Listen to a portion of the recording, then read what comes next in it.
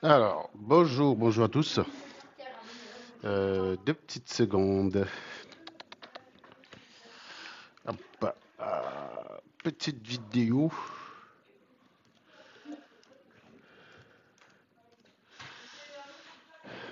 Hmm.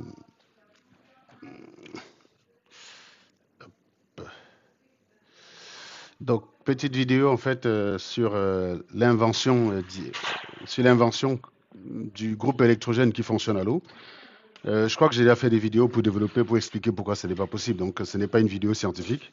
Non, c'est une vidéo où je veux juste lire les commentaires des gens. Et voilà, c'est juste pour c'est vraiment juste pour lire les commentaires des gens. Donc je vous laisse vous connecter, partager le live. Et puis moi j'ai pas voulu rire seul. Voilà, moi j'ai commencé à lire les commentaires. Ils étaient à mourir de rire. Donc clairement j'ai pas voulu rigoler tout seul. Donc j'ai décidé de faire une petite vidéo pour partager tout ça. Donc je vous laisse le temps de vous installer, partager le live. Et ensuite, on va regarder ce qu'il y a et puis on va tac, tac, tac. Et,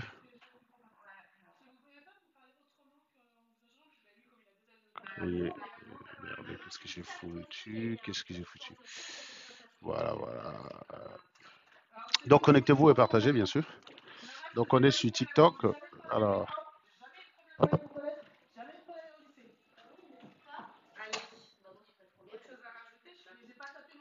bien.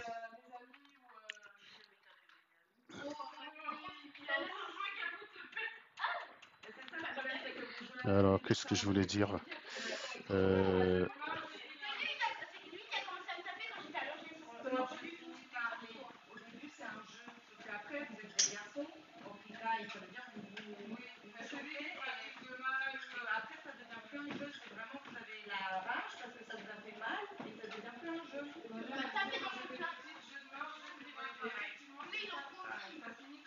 alors, limitage avancé ou pas? Tac, tac, tac. Non, ma vidéo. Limiter ma vidéo. Ne pas limiter au plus de 18 ans. Donc, alors, hop.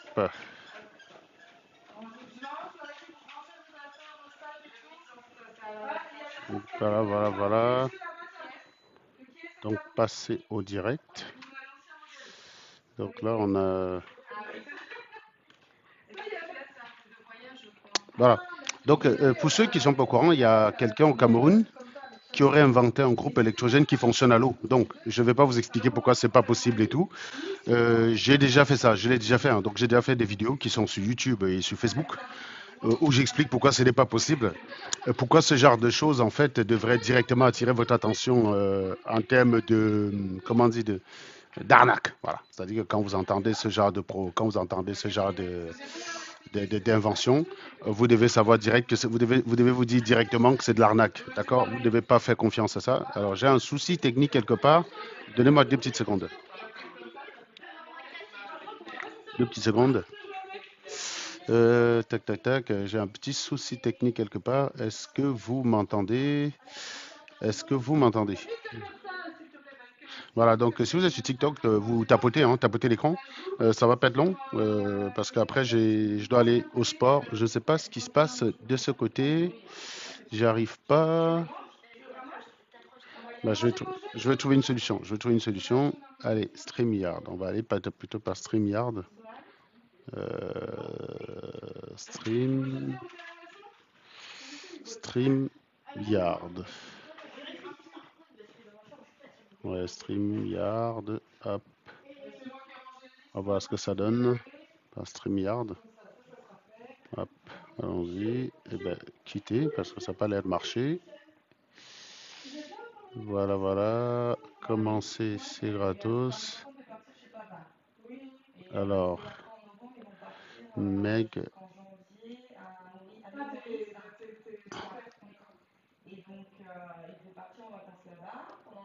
mail, comme accepter. Voilà, hop. Donc, J'attends le code. Donnez-moi 2 secondes, je suis à vous, hein. Donc, le code, on est sur 719 411. 719 411. Voilà. Bonjour Nadou, bonjour. Donc, je suis encore en train d'ajuster techniquement. Bonjour Antipanaf. Je suis en train de faire une vidéo là enfin, c'est un service après-vente, quoi, en fait. Et il faut savoir qu'au Cameroun, il y a quelqu'un qui a découvert, qui a inventé un groupe électrogène qui carbure à l'eau. Voilà, c'est-à-dire que tu n'as pas besoin de mettre l'essence, tu n'as pas besoin de mettre le diesel, tu mets de l'eau, ça marche. Voilà. Bon, évidemment, on sait que c'est pas, on sait que c'est de l'arnaque, hein. On sait tous que c'est de l'arnaque, mais par contre, ce qui est marrant, c'est qu'il y a plein de gens qui demandent d'investir dans le truc, alors que même ils n'ont même pas acheté le groupe pour tester déjà. Et ça, c'est clairement c'est clairement le problème du noir. Le problème du noir, c'est de s'exciter, la plupart du temps, sur des choses qui ne sont même pas encore avérées. C'est-à-dire que tu balances une rumeur pour le noir, c'est dire la vérité. Et donc, moi, j'ai décidé en fait de lire les commentaires. Je vais lire les commentaires tout à l'heure quand ça va être silencieux parce que j'ai un invité qui s'en va bientôt. Et donc, je vais lire les commentaires parce que moi, j'ai pas voulu rigoler seul. Les commentaires, ils sont vraiment à mourir de rire. Dedans, tu trouves tout. Tu trouves l'AES, tu trouves tout. Tu trouves la Russie, tu trouves tout. C'est un fourre-tout. Vraiment, le cerveau du noir, c'est vraiment un truc. Il mélange tout dans son cerveau, quoi. Et donc, c'est le but, effectivement, de ce live. C'est de ne pas rigoler seul. C'est de rigoler avec vous. Et donc, installez-vous bien. Prenez un verre de mojito. Prenez un verre de thé. Je suis en train de régler quelques petits ajustements techniques. Et ensuite, je suis à vous. Et puis je suis à vous. Donc, tac, tac, tac. Voilà, voilà.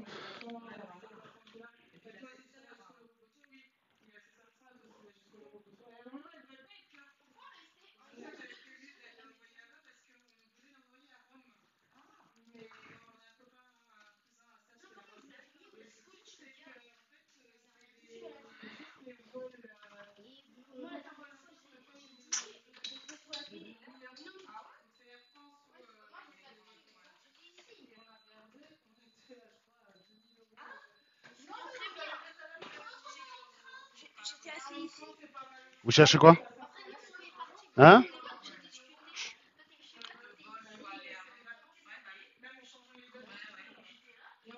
Ben, je sais pas si vous, sur TikTok, vous avez même suivi cette affaire-là.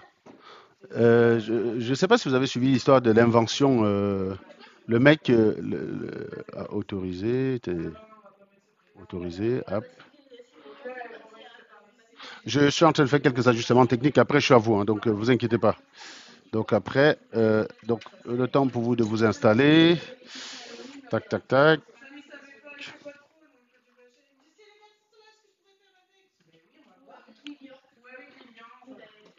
Non, non, en fait, ça, ça dépasse le cadre de Maître Gims, pyramide. Ça dépasse ça, en fait.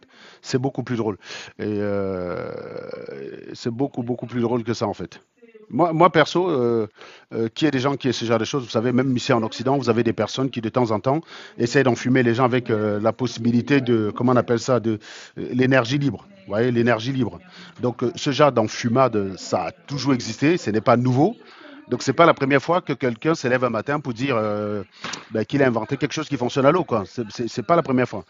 Ce qui est intéressant, en fait, c'est la réaction des Africains, parce que quand quelqu'un fait ça sur une page occidentale, les commentaires ne sont pas les mêmes.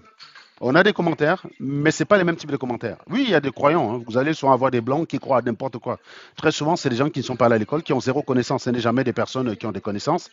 Par contre, le problème en Afrique, c'est que vous allez arriver sur une page où il y a ce genre de choses, il y a zéro critique en fait.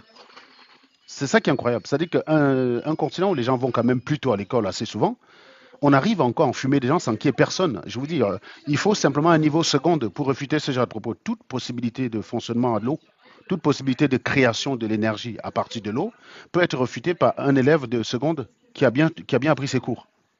Un élève de seconde qui a bien appris ses cours, il peut la refuter. Et donc, je pense quand même que j'ai envie de croire quand même qu'au Cameroun, la plupart des gens, ils ont fait seconde. Mais ce qui est surprenant, c'est que ce genre de rumeurs arrive quand même à percer chez ces gens-là, quoi. C'est ça qui est incroyable. C'est-à-dire que les rumeurs, ils arrivent comme ça. Ils arrivent quand même à tromper les gens. Si bien que vous avez dessus des pages où il y a 1700 commentaires, vous n'avez pas un commentaire critique. Parce que qui est des gens pour croire, après tout? Why not? Ce n'est pas extraordinaire qu'il y ait des gens pour croire à ce genre de choses. Mais à très bientôt, Clémence. Qu'il y ait des- Donc, ce que je veux dire, c'est que qui est des gens pour croire, ce n'est pas extraordinaire. Mais qui est personne comment dire, pour critiquer, là, c'est problématique. Bah, ciao. Là, il y a un problème quand même. C'est la partie qui m'exaspère, c'est la partie qui me, comment dire, alors, qu'est-ce qui se passe? Qu'est-ce qui se passe? Qu'est-ce qui passe? Ok, bah, on va laisser tomber, hein. Putain, c'est pas possible ça. On va laisser tomber ça, supprimer, et voilà, sauvegarder. Voilà. Donc, c'est vraiment le truc. Voilà. Donc en gros, c'est juste pour lire les commentaires. De base, c'est juste pour lire les commentaires, de les partager avec vous. Voilà. Donc là, ça monte sur TikTok, 2400 personnes, 2400 tapotages. Continuez de tapoter les gars. Continuez de tapoter. Donc je vous dis, je ne suis pas là. Je vais pas. En fait, ce live, ça ne sera pas pour vous expliquer pourquoi ce n'est pas possible. Clairement, il n'y a aucun intérêt, hein. Je crois que j'ai déjà expliqué dans une vidéo YouTube. Et je pense que si vous me suivez depuis que je débunk ce genre de choses, je vous ai déjà expliqué pourquoi on ne peut pas créer de l'énergie chimique. Hein. On ne peut pas exploiter de l'énergie chimique de l'eau parce que quand on parle de combustion, c'est de l'énergie chimique en fait qui va, par combustion, libérer des grosses quantités de chaleur qui, par un système savement conçu, peut permettre de transformer cette chaleur en travail. Parce que le but du jeu, il est là, hein. On parle d'énergie. L'énergie, c'est la capacité de faire du travail, en fait. Voilà. Le travail pour un physicien, ça a un sens, hein. Le travail pour un physicien, c'est une force, c'est pas un déplacement. Voilà.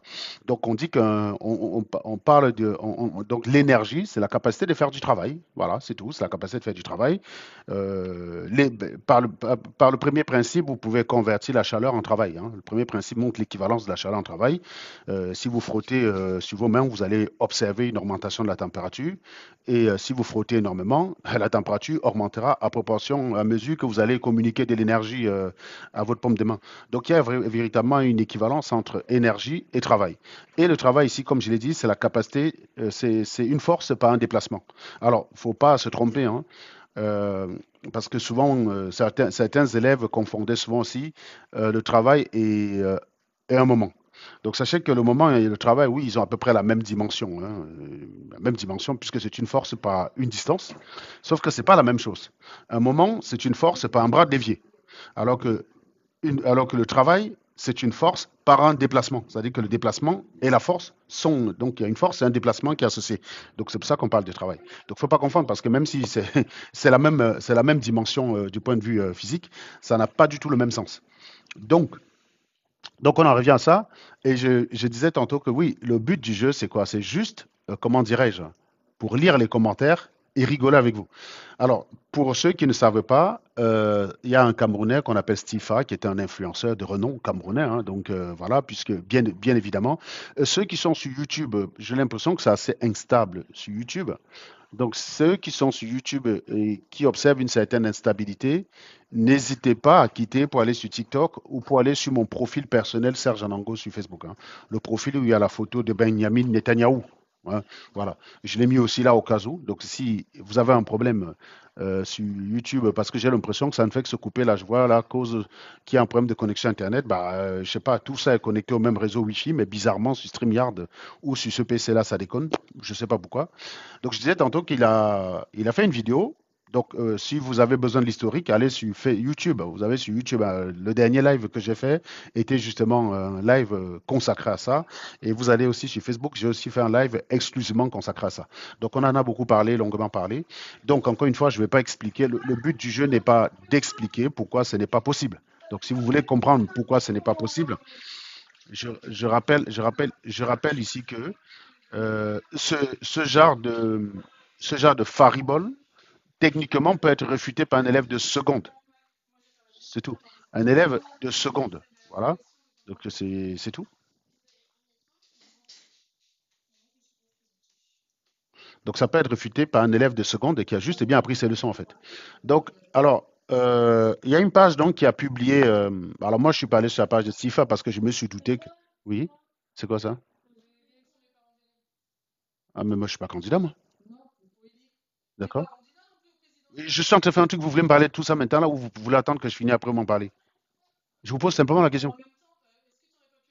Bah, je savais pas qu'il y avait un truc. C'est bon, on va pas prendre. Je vais pas perdre 2 minutes dessus. S'il te plaît, on en parle après. Merci. Donc, je disais tantôt que moi, je n'ai pas voulu aller sur la page du gars parce que je me suis douté qu'il devait y avoir 10 000 commentaires. Mais en fait, il y a une page qui a partagé ça. J'aime mon pays, le Cameroun, et les commentaires sont mais vraiment drôles, quoi. Et c'est vraiment les commentaires que je vais partager. Je rappelle que le mec, en fait, il dit qu'il a découvert l'invention non pas par un travail scientifique, c'est pas quelqu'un qui dit j'ai étudié de l'électrotechnique, j'ai étudié de la chimie, j'ai fait un travail de synthèse de l'eau et j'ai découvert quelque chose que les scientifiques n'avaient jamais découvert jusque-là, c'est qu'il existait un moyen de casser la liaison H2O sans fournir beaucoup plus d'efforts. Donc voilà, il ne dit pas un truc comme ça. Il dit qu'il a dormi, il a eu une révélation et il s'est levé, il a fait ce que la révélation lui a dit et ça donne le groupe électrogène qu'il a fabriqué. Voilà. Et voilà le genre de propos qui est pris au sérieux dans des pays qui veulent se développer et qui accusent les Blancs d'être responsables de leur sous-développement. Vous voyez, c'est pour ça que je voulais partager un peu ces commentaires avec vous. C'est-à-dire que ils accusent tout le monde d'être des responsables de leur sous-développement, alors que le vrai responsable de leur sous-développement, c'est la façon dont ils font. Moi, je suis quasiment celui-là. Moi, je suis sur une page, il y a 468 commentaires. Le post en lui-même a 3800 likes et il y a 985 partages, c'est-à-dire à peu près 1000 partages. Voilà le genre de choses qui est partagé. Par contre, si vous faites des travaux, là, vous venez expliquer que vous avez découvert un transiteur, machin, vous mettez des équations trop complexes, personne ne va partager. Pourquoi cette histoire intéresse ces gens? D'abord parce qu'on a mis le fameux cocktail que je vous avais déjà expliqué concernant Shikombutu.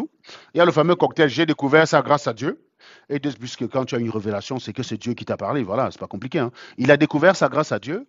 Et le deuxième point, le plus important, c'est que sa vie sera en danger. Voilà, il a découvert quelque chose qui dérange beaucoup de gens et sa vie est en danger. Et donc, vous allez voir la mentalité. Moi, je ne sais pas, un Français découvre le moyen de se passer du pétrole. À votre avis, quels vont être les commentaires sur la publication concernant ce sujet?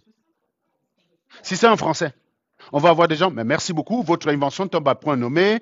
Espérons que les industriels valorisent cette invention et, comment dire, et l'adaptent directement au marché pour que nous puissions en profiter et contribuer par là, comment dire, à la baisse de l'empreinte carbone sur Terre. Le problème, c'est qu'en Noirie, c'est pas la même histoire.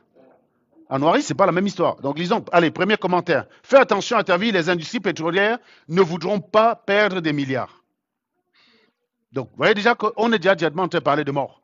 Il y a quelqu'un qui vous dit j'ai découvert quelque chose, j'ai découvert le moyen de faire fonctionner un groupe électrogène à l'eau. Au lieu d'être content pour la découverte scientifique, bah, vous êtes déjà parano. Deuxième commentaire, mes félicitations. Cependant, surveille ta vie et forme des jeunes pour la continuité. Il y a toujours le rapport avec la mort. Il y a toujours le rapport que le gars va mourir. Troisième chose, félicitations, chers frères. Je suis en RDC. Nous avons déjà produit d'une capacité de 100 kilovolts qui fait fonctionner 4 splits et 4 congélateurs. Bah déjà, le mec, en fait, kilovolts, tu sais, quand tu parles de 100 kilovolts, c'est une sacrée tension, 100 kilovolts. Hein. Tu es en train de parler de 100 000 volts. Donc, tu as fabriqué un groupe en RDC qui produit 100 000 volts? Non. Tu as peut-être voulu dire 100 kilowatts. Toujours est-il que quelqu'un qui me dit qu'il a fabriqué un groupe qui produit 100 kilowatts, donc je vais appliquer le principe de charité à Marcus Trésor Loubaki, qui est un Congolais, qui commente ici.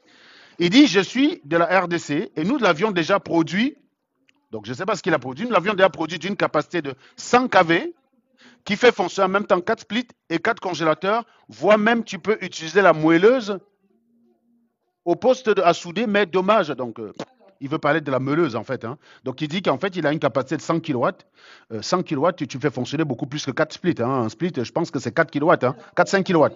Un congélateur, ce n'est pas énorme. La puissance d'un congélateur, le compresseur d'un congélateur, c'est du 500 watts en permanence, mais il peut être dimensionné à 2 kW. Donc, en général, 100 kW, tu fais fonctionner un quartier, mon pote.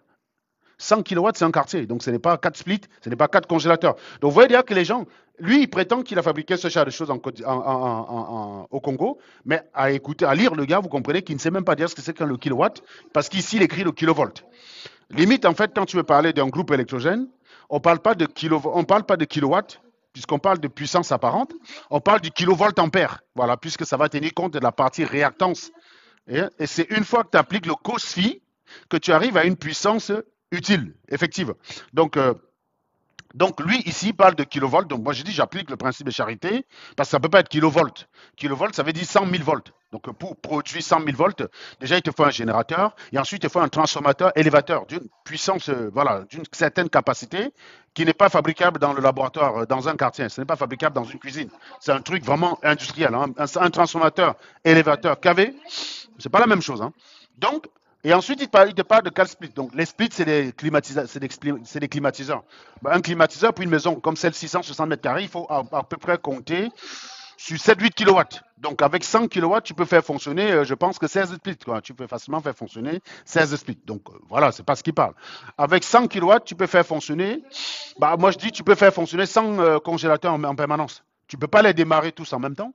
Parce que congélateur, quand le frigo est branché, le congélateur il va tourner à très forte puissance. Mais une fois que la température du frigo s'est stabilisée autour de la température voulue, la puissance du congélateur baisse significativement. Donc le compresseur ne tourne que pour compenser les pertes par la surface et compenser les pertes dues à l'ouverture du frigo, tout simplement. Donc il va tourner à peu près à 500 watts. Voilà, un bon frigo. Donc avec 100 kW, tu peux faire fonctionner 200, tu peux faire fonctionner 200 congélateurs sans problème, hein. C'est pas, voilà. C'est comme les chambres froides. Nous avons souvent cette frustration-là pour nous autres qui avons souvent dimensionné des chambres froides. C'est qu'en fait, tu dimensionnes une chambre froide. En fait, tu vas partir d'une température intérieure à 35 degrés. Il faut qu'à 35 degrés, tu arrives à moins 10. Et donc, tu es obligé de dimensionner un compresseur, un système de refroidissement pour ça. Sauf que dans la vraie vie de la chambre froide, qu'est-ce qui se passe? Une fois qu'elle est à moins 10, qu'est-ce qui va passer? Qu'est-ce qui va se passer? Il y a juste les pertes. Même si tu as bien isolé, il y a toujours des pertes par la paroi, il y a toujours des chaleurs, il y a toujours une partie de la chaleur qui rentre. Et on sait calculer ça. On sait à peu près qu'il y a 2 kilowatts qui vont rentrer par la surface. Et on sait aussi que quand tu ouvres la porte et que tu introduis 10 kilos de viande, il y a telle quantité de chaleur que tu rapportes. Vous voyez, donc on sait à peu près tout ça. Et en général, ça tourne même pas autour de 2,5 kW. Ça veut dire que tu as dimensionné 200 kilowatts parce que le jour où ta chambre froide est mise en service, tu dois partir de 35 degrés à moins 10. Donc il te faut aller pleine puissance. Mais sauf que quand tu as atteint moins 10, en fait, tu ne compenses que ce qui rentre et ce qui sort et ce qui rentre par les parois. Donc, le compresseur, en général, il fonctionne vraiment par petits paliers, quoi, à très, très, très faible régime. Donc, c'est pour ça que je vous dis, une fois que les congélateurs ont atteint la température voulue, en temps normal, bah, vous pouvez faire fonctionner 200 avec 100 kilowatts. Donc, le mec qui parle, il n'a aucune notion d'ordre de grandeur de puissance. Il n'a aucune notion. Et ici, tout à l'heure, il veut parler de meuleuse. Il dit, voilà, on a pu utiliser pour faire fonctionner une meuleuse. Mais il écrit moelleuse. Ou poste à souder, mais dommage, par confidentialité, je ne peux pas balancer les vidéos pour certaines raisons. Vous voyez, il y a toujours un mystère, hein. La façon du noir de faire la science, elle est vraiment conforme à la façon du noir de tout faire. C'est-à-dire que la sorcellerie et tout, le noir, c'est tout. Pareil. La science, c'est le même logiciel. Ici, c'est comme si on était dans un conclave avec des notables qui détiennent des secrets. Et là, on ne peut pas en dire plus. Ben, non, mec. Tu veux commercialiser un produit, connard. Tu vas le fabriquer, tu vas le commercialiser à un moment donné. À un moment donné, dès que tu vas le commercialiser, il y a un mec qui va aller dépiécer, qui va trouver le moyen de refaire la même chose, tout en changeant juste deux, trois trucs, histoire que tu l'attaques pas avec ton brevet. Quand tu as un truc comme ça, tu déposes un brevet. Et donc, tu n'as pas peur. Toute personne qui va l'utiliser va te donner de l'argent. Donc, je ne comprends pas ton histoire. Tu as déposé un brevet, tu as inventé un truc qui fonctionne à l'eau. Donc là, la personne qui donne du crédit à ça, c'est aussi notre personne, c'est aussi un autre ignorant. On ne peut pas vérifier son histoire. Alors, allons-y à l'autre commentaire. Attention à toi. Le système va te dire, Mag, attention, mais oui, mais vous êtes côte à côte. Attention à toi, le système va te dire que tu vas à la rencontre, donc à l'encontre de leur système. Le système, c'est qui? Qui va le tuer? Voilà, et non, on prouve ça. En fait, vous êtes en train de dire qu'en Afrique, il ne faut rien faire. Parce que dès que vous découvrez quelque chose, partons même du principe que l'invention est vraie. Vous comprenez déjà qu'il y a un problème pour l'Africain. C'est-à-dire qu'il n'y a pas de bonne nouvelle pour lui. Vous découvrez quelque chose qui est intéressant, au lieu de trouver le moyen de t'accompagner, non, non, t'explique que tu vas mourir. Donc en gros, il ne faut rien découvrir en fait. Un bon Africain, c'est un Africain qui ne fout rien. Parce que s'il fait quelque chose, ça vient en danger. Mais je ne comprends pas. Tous les jours, il y a des mecs dans les laboratoires qui trouvent le moyen, qui essaient de travailler pour réduire l'empreinte carbone. Trouver le moyen de se passer du pétrole. Et quand vous dites que l'industrie pétrolière va le tuer, c'est quelle industrie? C'est les Qataris? C'est les Dubaïotes? C'est les Arabes? Ils en ont tué combien? Parce que c'est eux qui bénéficient du pétrole en fait. Le français fabrique le TGV, il fabrique des avions, il fabrique des voitures. Si demain tu lui expliques que ça peut fonctionner à l'eau, il va simplement changer la technologie du moteur, mais tout le logiciel est là. C'est d'ailleurs pour ça que la révolution industrielle n'a pas été un problème pour les Européens. Parce qu'avant ça, ils avaient déjà des systèmes d'entraînement qui étaient mus par des oiseaux, par du vent, par l'eau. C'est-à-dire que pour presser le raisin, on utilisait quoi? La force hydraulique. Mais tout le système d'engrenage était déjà là. On l'a inventé depuis très longtemps. Le système d'entraînement, il existait déjà. La révolution industrielle a juste permis de changer l'entraînement, la source d'énergie. C'était des animaux avant, c'était le vent, c'était les hommes. On a juste mis un moteur sur l'axe. Terminé. Le système d'entraînement, il était déjà là. Donc c'est pour dire que quand il a fallu passer de la force animale à la force, comment dire, au pétrole, hein, à un moteur entraîné par un moteur alimenté par du pétrole, ils n'ont pas eu besoin d'inventer grand-chose. Tout le système d'entraînement était déjà là. Tout le système était déjà là. On savait déjà comment faire des entraînements, comment faire des engrenages. Votre voiture, c'est les systèmes d'engrenage qui avancent. Quand vous avez le moteur qui tourne suivant cet axe-là, comment ça se fait que c'est transmis sur le côté? C'est transmis sur le côté par des systèmes de renvoi d'angle, avec aussi les affaires de, comment on appelle ça là, le différentiel. Le différentiel qui va permettre qu'une roue tourne moins vite que l'autre à un virage, parce que sinon la voiture déraperait tout le temps. Vous voyez ce que je veux dire? Donc tout ça était déjà connu. On a juste changé la source. Source, il y avait un animal devant qui tirait, et ben en fait on a juste enlevé l'animal, on a mis le moteur, terminé. On n'a pas pas tout créé d'un coup. Beaucoup de choses existaient déjà. Donc vous expliquez en français aujourd'hui qu'il existe une énergie beaucoup plus intéressante que le gazole, mais il va juste changer la technologie de son moteur. Pourquoi il va te tuer? Ce qui l'intéresse, c'est de vendre la voiture à un prix qui arrange. Vous savez que quand on développe un truc, il y a ce qu'on appelle le CAPEX, il y a ce qu'on appelle l'OPEX. Quand vous achetez une voiture, il y a le CAPEX. Le CAPEX, c'est les dépenses pour acheter la voiture. Et il y a l'OPEX. L'OPEX, Operating Expense. Operating Expense, CAPEX, comment dire, je ne sais même plus ce que CAPEX, ça veut dire quoi? Le CAPEX, c'est le coût d'achat, en fait. Hein, c'est le coût d'achat, en fait. Voilà. C'est Capital Expense. Voilà, Capital Expense. Tu achètes la voiture, Capital Expense, tu achètes la voiture, je ne sais pas moi, 25 000. Mais cette voiture-là, tu vas mettre le carburant, tu vas payer l'assurance, tu vas la dépanner tout le temps. L'industriel, tout son intérêt, c'est de te limiter cette partie-là. C'est avec ça que tu peux vendre. C'est-à-dire que s'il y a une voiture qui coûte 20 000 et les coûts d'entretien sont de 10 000 euros chaque année, et une autre voiture qui coûte 25 000 et les coûts d'entretien sont de 3 000 euros à l'année, tu vas l'acheter laquelle? Étant donné que toi, c'est toi qui achètes la voiture, et c'est toi qui vas l'exploiter. Parce que souvent, on ferme les yeux sur les OPEX. Quand le portefeuille qui est chargé du CAPEX, ce n'est pas le même qui est chargé de l'OPEX. Ça arrive que sur des projets, tu expliques au client qu'attention, ici, là, on rejette de la chaleur aux petits oiseaux, alors que de l'autre côté, on paye la chaleur. Si on conçoit un système d'échangeur qui permet de récupérer la chaleur qu'on rejette pour réchauffer l'endroit où on a besoin de la chaleur, on fait des économies d'énergie pendant le fonctionnement de l'usine. Mais sauf que le type à qui tu expliques ça, il est chargé que du CAPEX. Hein. Dès que l'usine va fonctionner, il se barre. Ce n'est pas son problème derrière. Il regarde, ton système d'échangeur, là, ça coûte combien? Ça va coûter 300 000. Mais on économisera 50 000 euros chaque année. Donc, ça veut dire que c'est rentabilisé en 6 ans. Mais le mec, il dit, oui, mais ça coûte 300 000. Sauf que lui, les 300 000, c'est lui qui va les payer. Il va les payer pour faire économiser, c'est lui qui va exploiter l'usine. Comme ce n'est pas le même portefeuille, il ferme les yeux. Il fait dire, non, non, non, non, non, non, non, non, non, ne mettez pas l'échangeur. Du coup, c'est le gars qui va arriver, qui va exploiter l'usine, qui est donc susceptible. C'est quoi ça?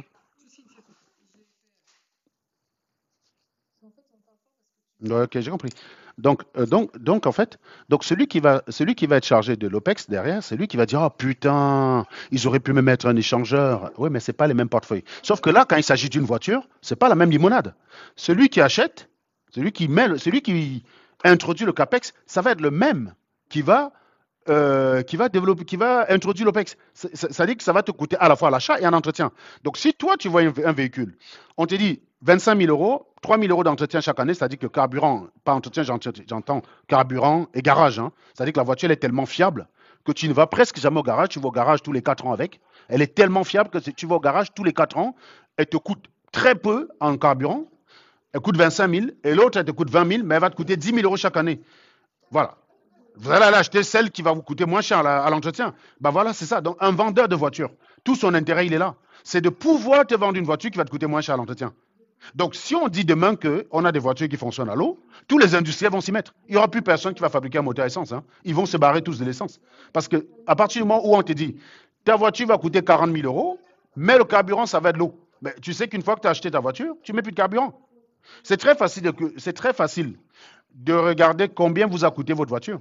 Prenez une voiture qui a 300 000 km. Si on part du principe qu'un plein fait 750 km, c'est facile à calculer, hein? Vous faites 300 000 divisé par 750. On va le faire là tout de suite. 300 000 divisé par 750.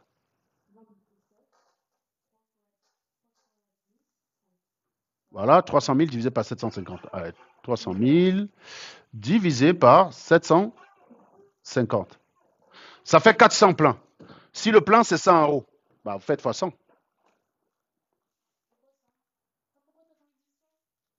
La voiture en carburant, elle vous aura coûté toute sa vie 40 000 euros. Vous avez acheté la voiture peut-être à 20 000 euros. Hein. Elle a fait 300 000 km.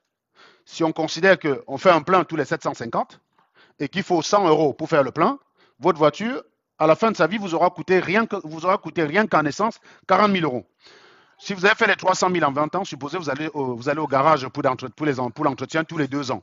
À chaque entretien, vous lâchez un billet de 1000. D'accord? Donc, vous êtes allé 10 fois.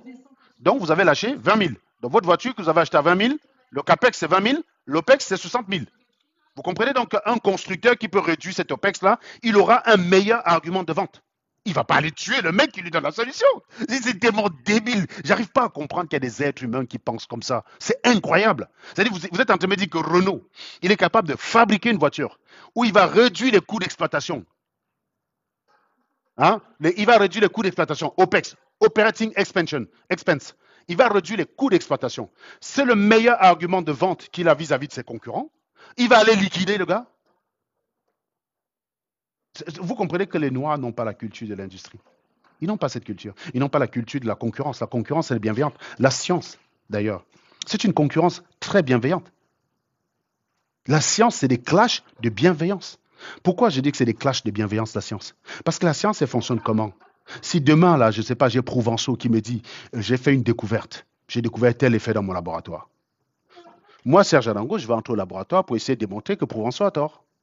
Quand vous avez un mec qui vous dit qu'il a un groupe électrogène qui fonctionne à l'eau, l'attitude à adopter, c'est d'essayer de prouver qu'il ment. C'est en échouant de prouver qu'il ment que vous allez dire il a raison.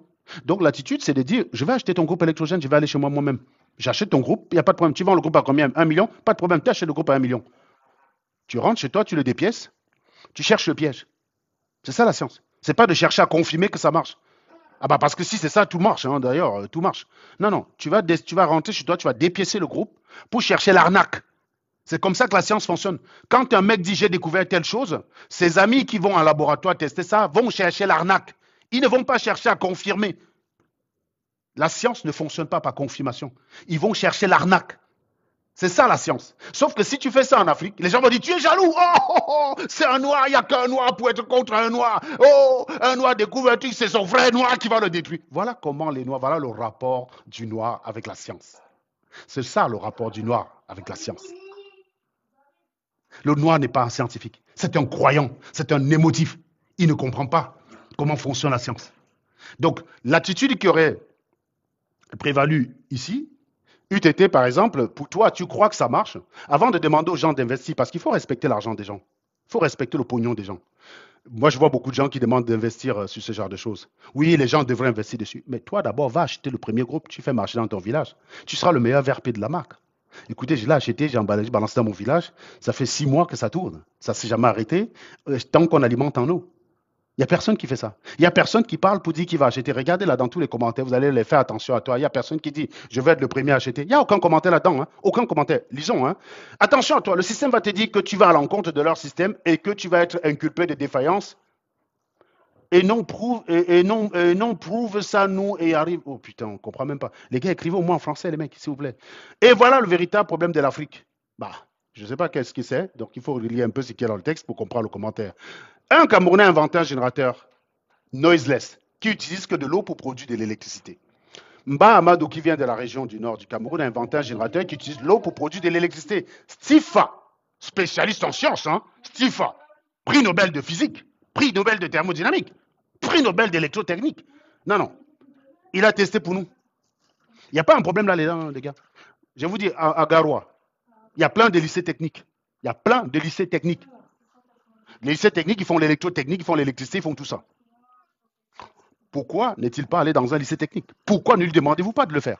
Pourquoi vous voulez bypasser déjà rien que les lycées techniques qu'il y a dans sa ville pour aller chercher le financement du ministre? Vous croyez que le ministre il va aller financer sans demander de conseil aux gens? Il y a un lycée technique dans sa ville. Il aurait pu aller là-bas faire une démonstration. Écoutez les gars, vous êtes là en train d'apprendre l'électrotechnique. J'ai développé un truc qui va marcher du tonnerre. Et je peux vous garantir d'ailleurs que si son histoire marchait, vous auriez déjà des industries américaines qui auraient atterri à Garoua pour le chercher. Parce que, si, imaginons si General Electric dit non, non, ça ne m'intéresse pas, Nissan va aller acheter. Qu'est-ce qui va se passer? Nissan va fabriquer des voitures qui fonctionnent à l'eau, qu'ils auront le droit de vendre sur le sol américain, et personne n'ira plus acheter des voitures General Electric. Donc, quoi, un industriel ne peut fermer les yeux là-dessus? Non, non, s'il y a un mec qui fabrique un truc qui fonctionne à l'eau, tous les antennes des industriels vont être allumées là. Parce que, mec, tu es en train de développer un nouveau moteur au diesel qui va faire économiser de l'argent. C'est-à-dire qu'un nouveau moteur peu consommable, peu consommateur. Là où, à une époque, 100 kilowatts, on avait une moyenne de 5 litres au 100, tu es en train de dépenser 2 milliards pour développer un moteur qui va passer à 4 litres au 100. C'est-à-dire que tu augmentes le rendement. Tu passes peut-être de 0,35 à 0,40. Et là, tu as un gars qui te dit qu'il a découvert le moteur à l'eau. Tu fais quoi? Tu continues ton investissement? Non, mec, ça ne sert plus à rien. Il a inventé le moteur à l'eau. Donc, s'il y a un mec, ça casse ton marché. Tu peux continuer à dépenser sur ton truc là, mais plus personne ne va acheter ton moteur. Tu es fini, mec. C'est pour ça que les industriels ils sont obligés d'être attentifs aux inventions qu'il y a derrière. Parce que quand ils lancent le développement d'un produit, ils font attention à ce qu'il n'y a pas un mec qui, par un coup de génie, a développé un truc qui rend obsolète ce sur quoi je suis en train de travailler. Parce qu'il y a des produits qui sont obsolètes avant de sortir du marché. Hein. Vous êtes encore en train de développer un truc, mais il est déjà obsolète. Parce qu'il y a un gars qui a eu 100 000 ans d'avance sur vous, avec une rapidité fulgurante. Peut-être qu'il travaillait dans l'ombre depuis, tu ne savais pas. Mais le truc est sorti de façon spectaculaire. Mais vous savez que quand Apple a commencé avec son téléphone à l'écran, là, mais il a flingué des gars comme l'Alcatel et Nokia, qui travaillaient sur d'autres modèles de téléphone, qui travaillaient sur des, comment on appelait ça, les PDA, qui travaillaient sur les PDA. Les mecs étaient en train de bosser dessus. Steve Jobs est venu lui dire, bah, les gars, remballez, c'est bon, c'est fini. Ils ont arrêté. Remballez, c'est fini, c'est terminé. C'est terminé. Vos trucs là, il ne sert plus à rien. Qu'est-ce que tu veux foutre avec un PDA? Qu'est-ce que tu veux foutre avec un PDA quand on a les Apple, quand on a maintenant les smartphones? C'est fini ça. C'est terminé. Donc, un industriel, c'est comme ça qu'il est. Et effectivement, s'il y a une nouvelle invention, s'il peut être sur le coup, c'est mieux pour lui. Ça va réduire ses dépenses. Donc ici, je peux vous dire que s'il y a des industriels qui étaient, si son histoire marche, les industriels seront très intéressés. Non, non, il y aurait un rang comme ça devant sa maison. Il y aurait un rang, il y aurait une file.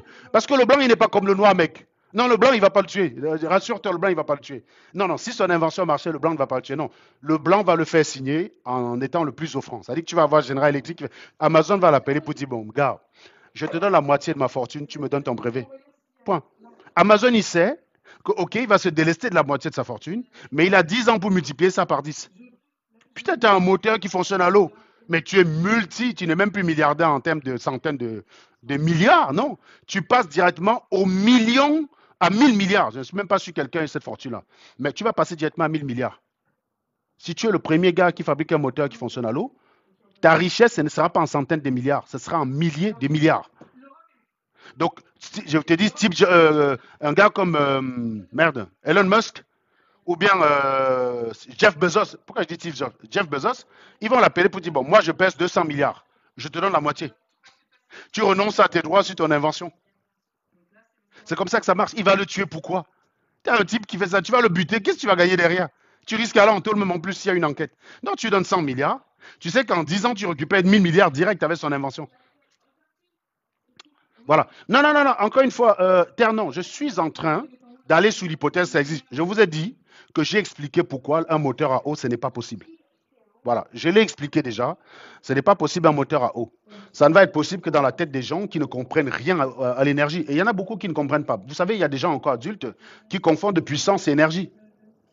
Voilà. Il y a beaucoup de gens à qui il faut faire la différence, il faut lui expliquer la différence qu'il y a entre une puissance et une énergie. Parce qu'ils pensent que si on est trop puissant, on a beaucoup d'énergie. Et ils pensent que si on a beaucoup d'énergie, on est très puissant. Et je vous expliquais dans mon dernier live que 1 kg de TNT, sa quantité d'énergie, c'est 4,6 mégajoules. Alors que 1 kg d'essence, c'est 42 mégajoules. Alors que l'explosion de l'essence n'est pas aussi, l'explosion d'un kilo d'essence n'est pas aussi impressionnant que l'explosion d'un kilo de TNT. Parce que le TNT est puissant. Il va libérer une quantité d'énergie par unité de temps plus importante que l'essence. L'essence a 49 mégajoules, mais c'est comme un réservoir. Prenez un réservoir. Un réservoir, il a 10 000, comment dire, il a 10 000 mètres cubes, mais il a une ouverture qui fait 10 centimètres de diamètre. Vous ouvrez l'ouverture, il ne va pas se vider tout de suite. C'est impossible. Il ne se videra pas tout de suite. Quelle que soit la quantité qu'il a à l'intérieur, il ne peut pas vider plus que ce qui est capable de passer à travers l'ouverture que vous avez créée. Et on connaît, hein, on peut prédire le débit, hein, c'est la formule, c'est l'expérience de Torricelli qui te dit que la vitesse qui va traverser, si vous avez un grand réservoir, vous créez une ouverture en bas, Torricelli te démontre que la vitesse qui est là, c'est la vitesse équivalente à un corps qui chute, en chute libre. La vitesse, c'est racine de 2 GH. Et vous multipliez la vitesse par la section, vous avez le débit. Donc vous savez à peu près le débit maximal que vous allez avoir. Vous ne pouvez pas faire plus. Voilà. Alors que vous pouvez avoir un récipient qui a une plus faible quantité d'énergie, d'eau, mais qui est capable de libérer tout en même temps. Voilà. Je ne sais pas, vous prenez à côté de ça un réservoir qui fait 200 litres. Il ne fait pas 10 000 litres, hein, il fait 200 litres. Vous mettez une ouverture de 50 centimètres cube, de 50 centimètres de diamètre, il va vider son eau plus vite que le grand réservoir. Donc c'est la différence, le débit et le volume. La puissance, c'est le débit de l'énergie. Et donc beaucoup de gens confondent encore ça, ce qui fait qu'ils n'ont pas la notion d'ordre de grandeur, ils ne comprennent rien là-dedans. Tu demandes à un mec, est-ce qu'une pile, comment dire, est-ce qu'une pile d'une lampe torche peut entraîner un TGV? Il y en a plein qui ne sauront pas te dire pourquoi ce n'est pas possible. Parce qu'ils n'ont pas cette notion de grandeur. Donc c'est pour ça. Donc, le poste du gars, le poste dit, donc vous savez tout le propos du gars, ça rappelle un peu les religieux. Ce qui est dit est vrai parce que c'est ce qu'il a dit. Donc en fait, vous voyez que dans le truc, il dit qu'il travaille sur le projet depuis 4 ans. Il dit qu'il peut alimenter tout un village avec le générateur d'eau. Donc, vous comprenez? Donc, on n'a aucune preuve. Tout ce qu'on a, c'est ce qu'il a dit. Et nous avons besoin d'investisseurs pour localiser ce jeune inventif. On a tout. On a tout en Afrique. On a juste besoin d'un coup de pouce. Voilà. Ben, personne n'a vérifié si ça marche, hein. Donc, on continue les commentaires. Courage, mon frère, que tu ailles de l'avant. Il y a quelqu'un qui dit noiseless, not nozzle, ça veut rien dire ça. Voilà. Et il y a quelqu'un, et alors il y a un commentaire intéressant. Eclador Danko. C'est être bête, à la limite, de balancer son invention dans les réseaux sociaux, comme ça de nos jours au XXIe siècle. Il y a 2 possibilités pour toi. Soit on te tue, soit tu iras travailler là-bas et ce sera écrit Made in, hormis Cameroun, et puis on va te donner 20 euros sur une machine vendue à 2000 dollars, à 20 000 euros. 2 questions pour toi. Quelle est ton assurance? Quel est ton sponsor? Qui te reconnaît? Il n'y a personne pour remettre en question, il n'y a personne pour poser des bonnes questions, je vous jure. Je vous dis, je rappelle encore que ce qui est quand même incroyable, c'est qu'un élève de seconde parfaitement outillé peut dire ici que c'est de la merde. Jusqu'ici, aucun commentaire qui va dans ce sens. Après, les Africains hypocrites viendront dire les Africains n'ont rien créé. Félicitations, mon frère, Camerounais et Africains, sois caché, sinon ta vie est en danger. Comment vous voulez que les Africains créent sous ce genre de commentaires?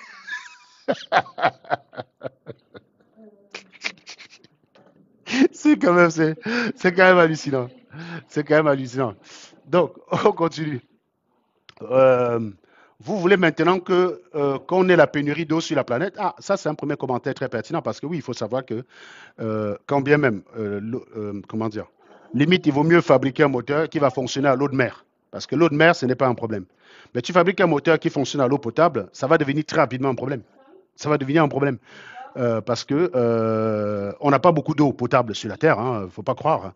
On a que 1% d'eau sur la Terre qui est potable. Non, même pas, c'est 0,07% d'eau sur Terre qui est potable.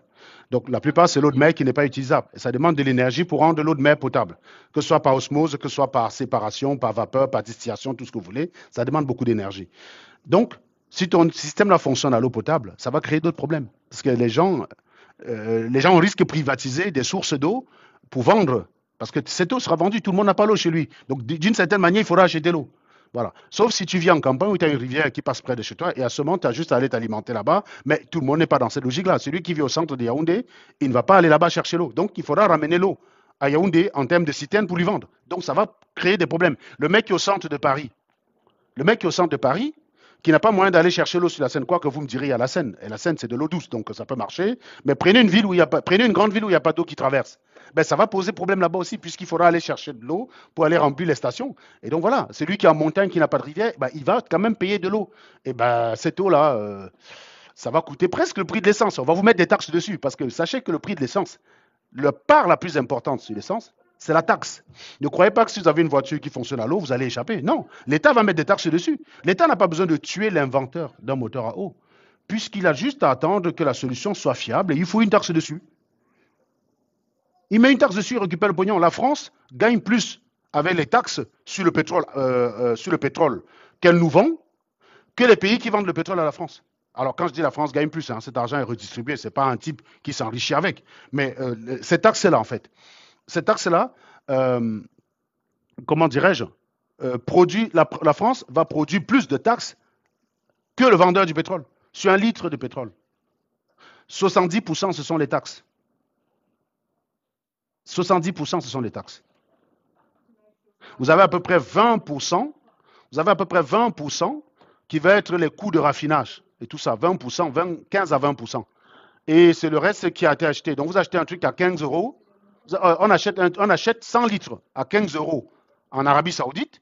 Ces 100 litres nous sont revendus à 100 euros. Nous, on les achète, les mêmes 15 litres là, à 100 euros. Vous voyez la différence ou pas? Donc la France n'a pas besoin de tuer un mec qui avait inventé un moteur à l'eau. Non, elle a juste à attendre que tout ça soit réglé et on va te mettre une taxe dessus. On va simplement dire ton moteur là, il fonctionne à quoi? À l'eau? Très bien. Il a quelle puissance? 200 kilowatts. Quelle est sa consommation en moyenne? Ah ben, elle va consommer dans sa vie en moyenne, je ne sais pas moi, elle va consommer en moyenne 5 litres d'eau au 100 km. Voilà. Donc, on te met une taxe.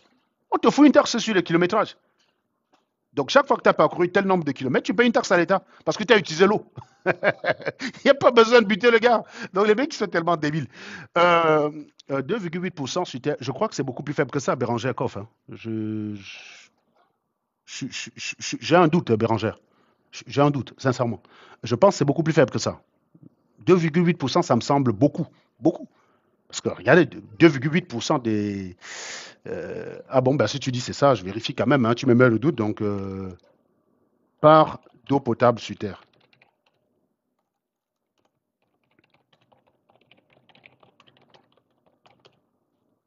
Ah ouais, tu as bien. Ok. Autant pour moi, Bérangère, tu avais raison.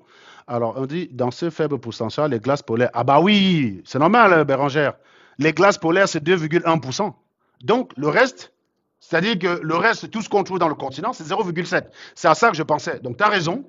La part d'eau potable, la part d'eau douce sur Terre, c'est 2,8%, mais tu as 2,1% sur ces 2,8%, c'est-à-dire 3 quarts. C'est-à-dire 75% de l'eau douce sur Terre, c'est les glaces polaires. Donc, il n'y a que un quart de l'eau douce qui se retrouve dans les nappes phréatiques et qui se retrouve dans les rivières. Voilà. Donc, on est d'accord, Bérangère, on a raison tous les deux. Si tu prends les glaces polaires, oui, sur toute la planète, c'est ça. Mais si tu te limites à ce que nous, on peut puiser, bah, c'est 0,7%. C'est bien ce à quoi je pensais. Euh, Merci, comme ça, j'aime bien les challenges comme ça, là, parce que voilà, et je vous ai souvent dit, même quand vous êtes sûr de vous, quand vous avez quelqu'un qui est sûr, prenez toujours le temps d'aller vérifier. Ne soyez pas trop sûr de vous dans la vie. Donc, continuons la lecture des commentaires. Euh, Quel génie! Il a accompli la vision de Brahma, oh là là, putain, de Brahma de Bobo Diouf. Voilà. Demain, tu comprendras qu'on l'a retrouvé mort dans son lit. Au mieux, il est devenu fou comme d'habitude. Une enquête sera ouverte et on passera à autre chose. Ainsi va le pays. Bah, j'aimerais bien demander à ces gens quel est le dernier qui est mort dans les mêmes conditions pour avoir inventé quelque chose au Cameroun. Personne, rien. Donc, celui qui a fait une invention révolutionnaire, c'était Lieb Limal, mais il n'est pas mort. Il vous a juste enculé propre, c'est tout. Euh, du coup, il y a quelqu'un qui lui dit, alors là, la partie qui est intéressante, c'est un mec qui lui demande de courir, d'aller se cacher dans l'AES pour être en sécurité là-bas pour pas que personne ne le retrouve, de bien développer son produit, et une fois que c'est bien développé, les dirigeants de l'AES vont l'aider à commercialiser.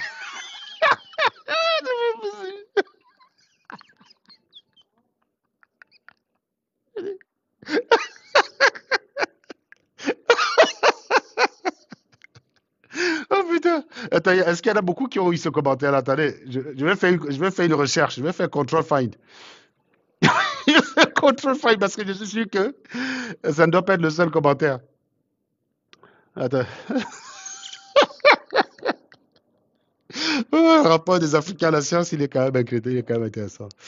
Euh, Attendez, je charge tous les commentaires de la page et je fais control find. Je suis sûr qu'il y a plusieurs personnes qui ont eu ce commentaire, je suis sûr. Ça qui est bien avec la connerie en Afrique, c'est que ça ne vient jamais seul. Niger, voilà. J'ai déjà deux occurrences. Père, fuis-toi une fois, tu vas au Mali, Burkina Faso ou au Niger, Mola.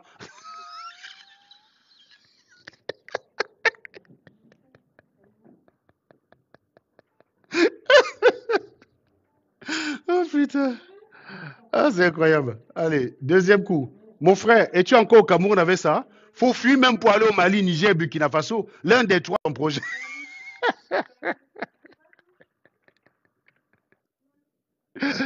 Oh putain. Ah, franchement, les Africains. Non, mais c'est vraiment ce que j'avais envie de partager avec vous. Je voulais un petit peu rigoler. Parce que franchement, les commentaires ils sont à mourir de rire. Bravo champion. On a tout, mais hélas, nos dirigeants ridiculisent nos talents au profit des vieux colons qui nous plongent tous les jours dans le désespoir. C'est les mêmes choses. Dans ce genre de page, vous n'allez trouver que les panafricains, les kémites et les gens qui sont contre le développement. C'est quand même curieux en fait. C'est qu'il n'y a aucun kémite qui a fait seconde dans sa vie. Je me pose juste la question. Il n'y a aucun kémite qui a fait seconde dans sa vie. Aucun kémite. Il n'y a pas un seul qui a fait seconde. Moi, je vous dis, pour faire seconde, vous faites seconde.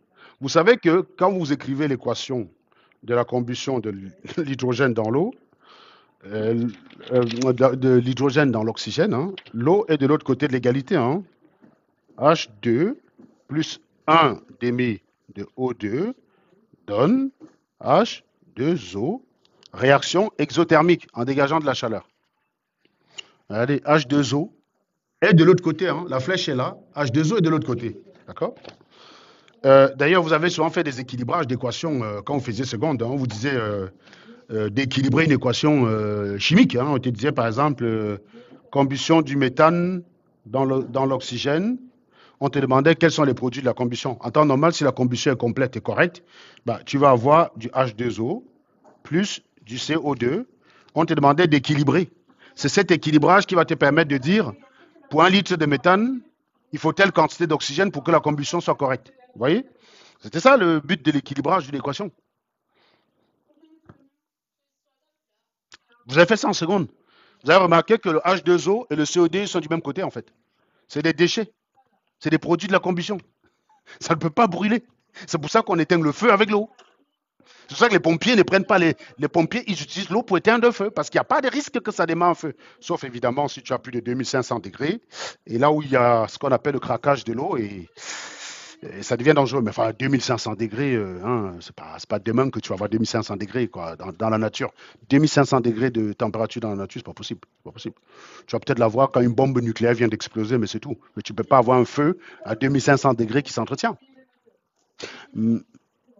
Donc, quand les gens disent qu'il y a des diplômes, je suis désolé, j'ai fait l'école au Cameroun, on nous apprend ça au Cameroun, je suis désolé. Ne faisons pas comme si en Afrique, il n'y avait que des singes qui gambardaient dans les arbres. On a appris des choses en Afrique, les gars. Depuis que je fais seconde, je sais que ce n'est pas possible. Je ne peux pas écouter une histoire pareille parce que ça remet en cause ce qu'on m'a appris en classe. Ça veut dire que si c'est vrai, c'est toute la physique qu'il faut changer. Ça ne peut pas être vrai, on continue d'enseigner aux gens que on continue de mettre l'eau dans une équation de combustion de l'eau du côté droit de la flèche, quoi. Petite question sèche, est-ce que l'eau, c'est l'oxydation de l'hydrogène?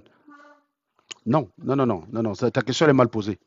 L'eau est un produit de combustion.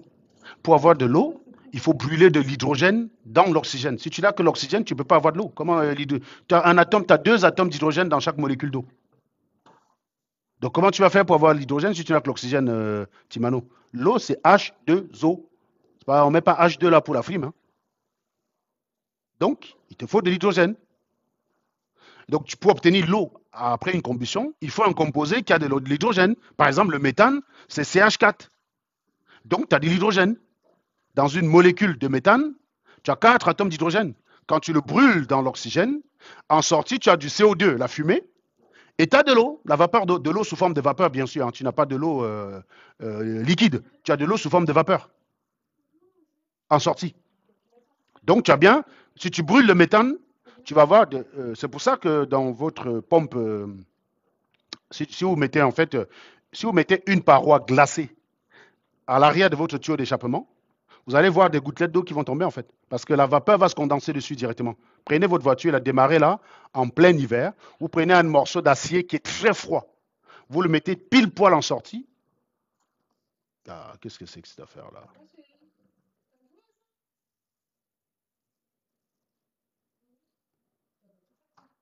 Voilà. Tapotez les gars, parce qu'il y a des gens là qui nous signalent le live, hein. Moi, je ne comprends pas trop pourquoi ils signalent mon live. Donc, si vous prenez, si vous, comment dire, si vous brûlez votre essence, si vous démarrez votre voiture, il y a de la fumée qui sort par le tuyau d'échappement. Si vous mettez une plaque d'acier très glacée là, à l'arrière, vous allez voir des gouttelettes d'eau tomber en fait. Parce que la vapeur d'eau va se condenser instantanément au contact de la plaque. Et donc, oui, tu produis de l'eau quand tu brûles. Donc, ta voiture ne rejette pas que de la fumée. Ta voiture va rejeter à la fois de la fumée et de l'eau. Et puis d'autres composés, hein, puisque un moteur, comment dire, les éléments qui composent un litre d'essence, il y a plusieurs produits dans l'essence. Tu as du plomb, tu as plein de choses. Et puis dans l'air, tu n'as pas que de l'oxygène, tu as aussi de l'azote qui, dans certaines situations, avec ce qu'il y a dans l'essence, peut réagir aussi à l'oxygène. C'est pour ça que tu peux avoir en sortie ce qu'on appelle des NOx. Et on a ce qu'on appelle des pots catalytiques qui sont là pour piéger ces NOx-là, déclencher la réaction chimique rapidement pour pas qu'ils sortent parce qu'ils sont très cancérigènes. Voilà. Il y a quelqu'un qui me demande, tu es ingénieur en chimie? Non, je suis ingénieur en thermodynamique. Donc, ce qui fait que la chimie de la combustion, c'est mon métier, quoi. Donc, il y a beaucoup d'interactions entre nous et la chimie. Mais là, il n'y a pas besoin d'être ingénieur en chimie pour te dire ce que je suis en train de te dire. Il y a juste besoin d'avoir compris tes cours au lycée, mec. Jusqu'ici, il n'y a rien d'ingénieur que j'ai dit dedans, hein. Il ne faut pas croire que les choses sont aussi compliquées, hein. Jusqu'ici, tu as bien suivi tes cours en seconde. Tu as bien suivi tes cours en seconde. Tu es capable de dire ce que je suis en train de dire. Il n'y a pas d'ingénieur là-dedans. Après, oui, dans certains d'autres trucs, il y a des choses que je sais que vous ne savez pas. C'est vrai. Mais là, pour le coup, pour dire à un mec qui raconte de la merde sur ce genre de choses, si vous faites terminal, vous entendez quelqu'un qui vous dit qui peut fabriquer l'hydrogène à partir de l'eau. Pour un gars qui fait terminal, il connaît déjà une méthode, l'hydrolyse. Quand vous faites des réactions d'oxydoréduction, vous connaissez l'hydrolyse de l'eau en fait. T'as l'hydrolyse, pardon, t'as l'hydrolyse et t'as aussi l'électrolyse. L'électrolyse, je crois, on le fait en première ou en seconde. L'électrolyse de l'eau, c'est un cours de physique. C'est un cours de physique de première en fait. On t'explique comment on électrolyse, on sépare les deux ions. C'est très coûteux en énergie.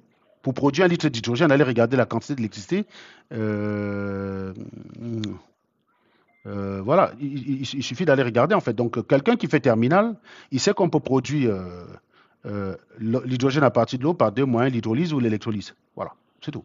Donc, il sait. Et donc, la question qu'il va demander au gars, comment tu fais en fait pour produire ton oxygène, là, ton hydrogène? Parce que la seule façon d'avoir un groupe électrogène qui fonctionne à l'eau, c'est un groupe électrogène qui est capable de casser la molécule d'hydrogène, hein. C'est un groupe qui est capable de la casser et en plus, ça n'a même pas de sens. Puisqu'il va la casser, qu'est-ce qu'il va avoir en sortie? Puisqu'il va casser la molécule d'eau, il va la brûler et il va rejeter de l'eau. Donc en entrée, tu as de l'eau et en sortie, tu as de l'eau. Donc l'énergie que tu vas utiliser pour casser, tu vas la restituer. Le bilan, il est nul. C'est un cycle. Donc, c'est même pas possible, en fait. Ça n'obéit à rien, ça n'a aucun sens. Sauf si tu me dis qu'il va utiliser l'eau, il va produire l'essence. Ça fait c'est un sens, hein. Je sais pas, moi, imaginons, tu fais H2O, on peut brûler, tu fais H2O. Quel serait le comburant de H2O? Ça peut pas être l'oxygène. Évidemment, ça peut pas être l'oxygène. C'est un peu comme si tu veux brûler le méthane, tu peux pas brûler du méthane dans l'hydrogène. Si tu veux brûler du méthane, il faut un comburant. Donc, le comburant du méthane, c'est l'oxygène.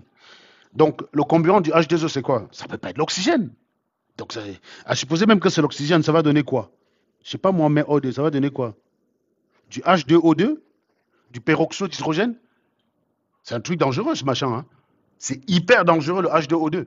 Donc ça va donner quoi? Je sais pas moi, H2O plus O2. Quelle est la réaction qui permet de produire du peroxyde d'hydrogène à partir de l'eau et de l'hydrogène? Je ne connais pas cette réaction-là. Ça n'existe pas. Ça n'existe pas. Je sais pas. Si ça existait, on aurait du peroxyde d'hydrogène dans la nature. C'est un poison très dangereux.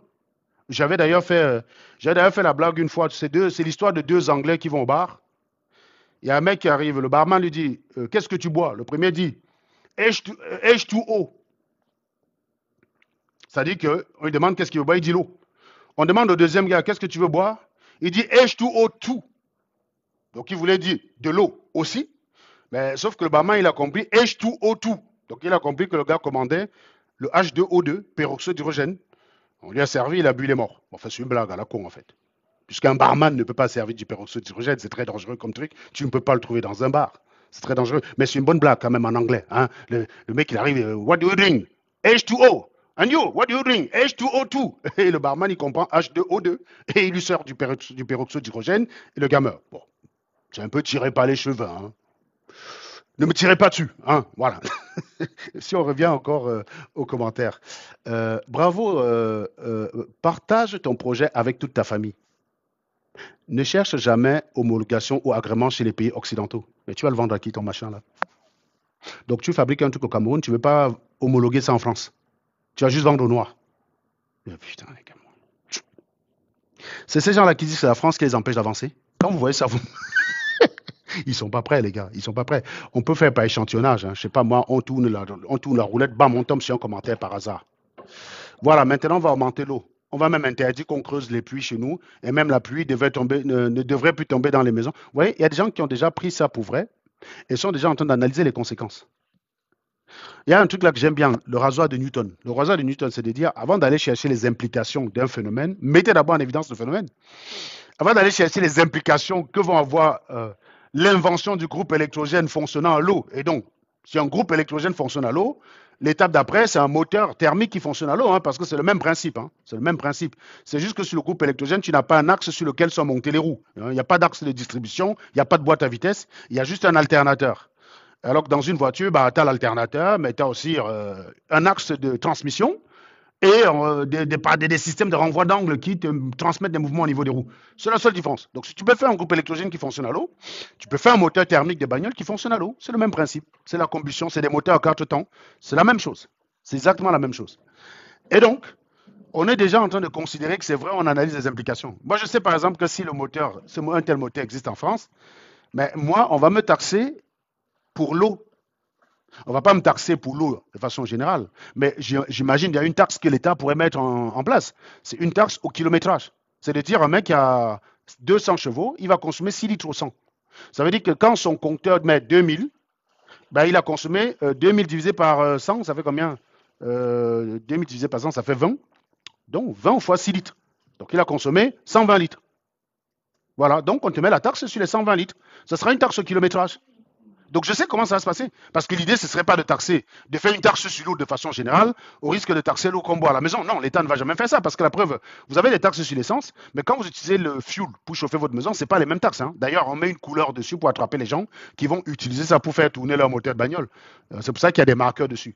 Donc le fuel, c'est le même truc que c'est les mêmes hydrocarbures, mais la taxe, elle est beaucoup plus faible. Elle est beaucoup plus faible. Donc, on mettra une taxe là-dessus. Donc, je sais à peu près les implications que ça va avoir. Mais avant d'aller m'inquiéter sur le fait qu'on va me mettre une taxe sur l'eau, qui au final risque de faire que le litre d'eau pour faire avancer ma voiture, cette taxe-là sera telle que je risque de dépenser presque la même chose pour faire avancer ma voiture à l'eau qu'avec l'essence. Donc, avant d'aller commencer à m'inquiéter de ces événements, il faut d'abord que je m'assure que le fait est réel. Est-ce qu'un groupe électrogène à l'eau, ça existe? Est-ce qu'un moteur à l'eau, ça existe? C'est d'abord ça, c'est comme ça que ça fonctionne. On appelle ça le rasoir de Newton. Bah, comment dire? C'est une imitation du rasoir d'Occam, hein, mais on met d'abord en évidence la chose avant maintenant de s'inquiéter des possibles conséquences et même d'ailleurs de la cause, avant d'aller chercher la cause. C'est-à-dire, avant d'aller chercher à comprendre pourquoi l'eau peut produire de l'énergie via un groupe électrogène, il faut d'abord qu'on me montre un groupe électrogène qui fonctionne à l'eau. Avant que j'essaye de chercher à comprendre quel est le phénomène chimique qu'aucun scientifique n'a vu jusqu'ici, qui explique cela, d'abord je m'assure que ce que le gars raconte est vrai. Le rasoir de Newton. Mettons d'abord en évidence les faits avant de s'inquiéter des causes et éventuellement des possibles conséquences. Mais vous savez, dans le récit de la dame de Fontanelle, lui parlait des causes. Le problème, c'est que non seulement chez nous, on s'inquiète. On n'a même pas encore mis en évidence les faits. On s'en fout des causes en fait. On ne cherche pas la cause parce que la logique voudrait que tu cherches la cause.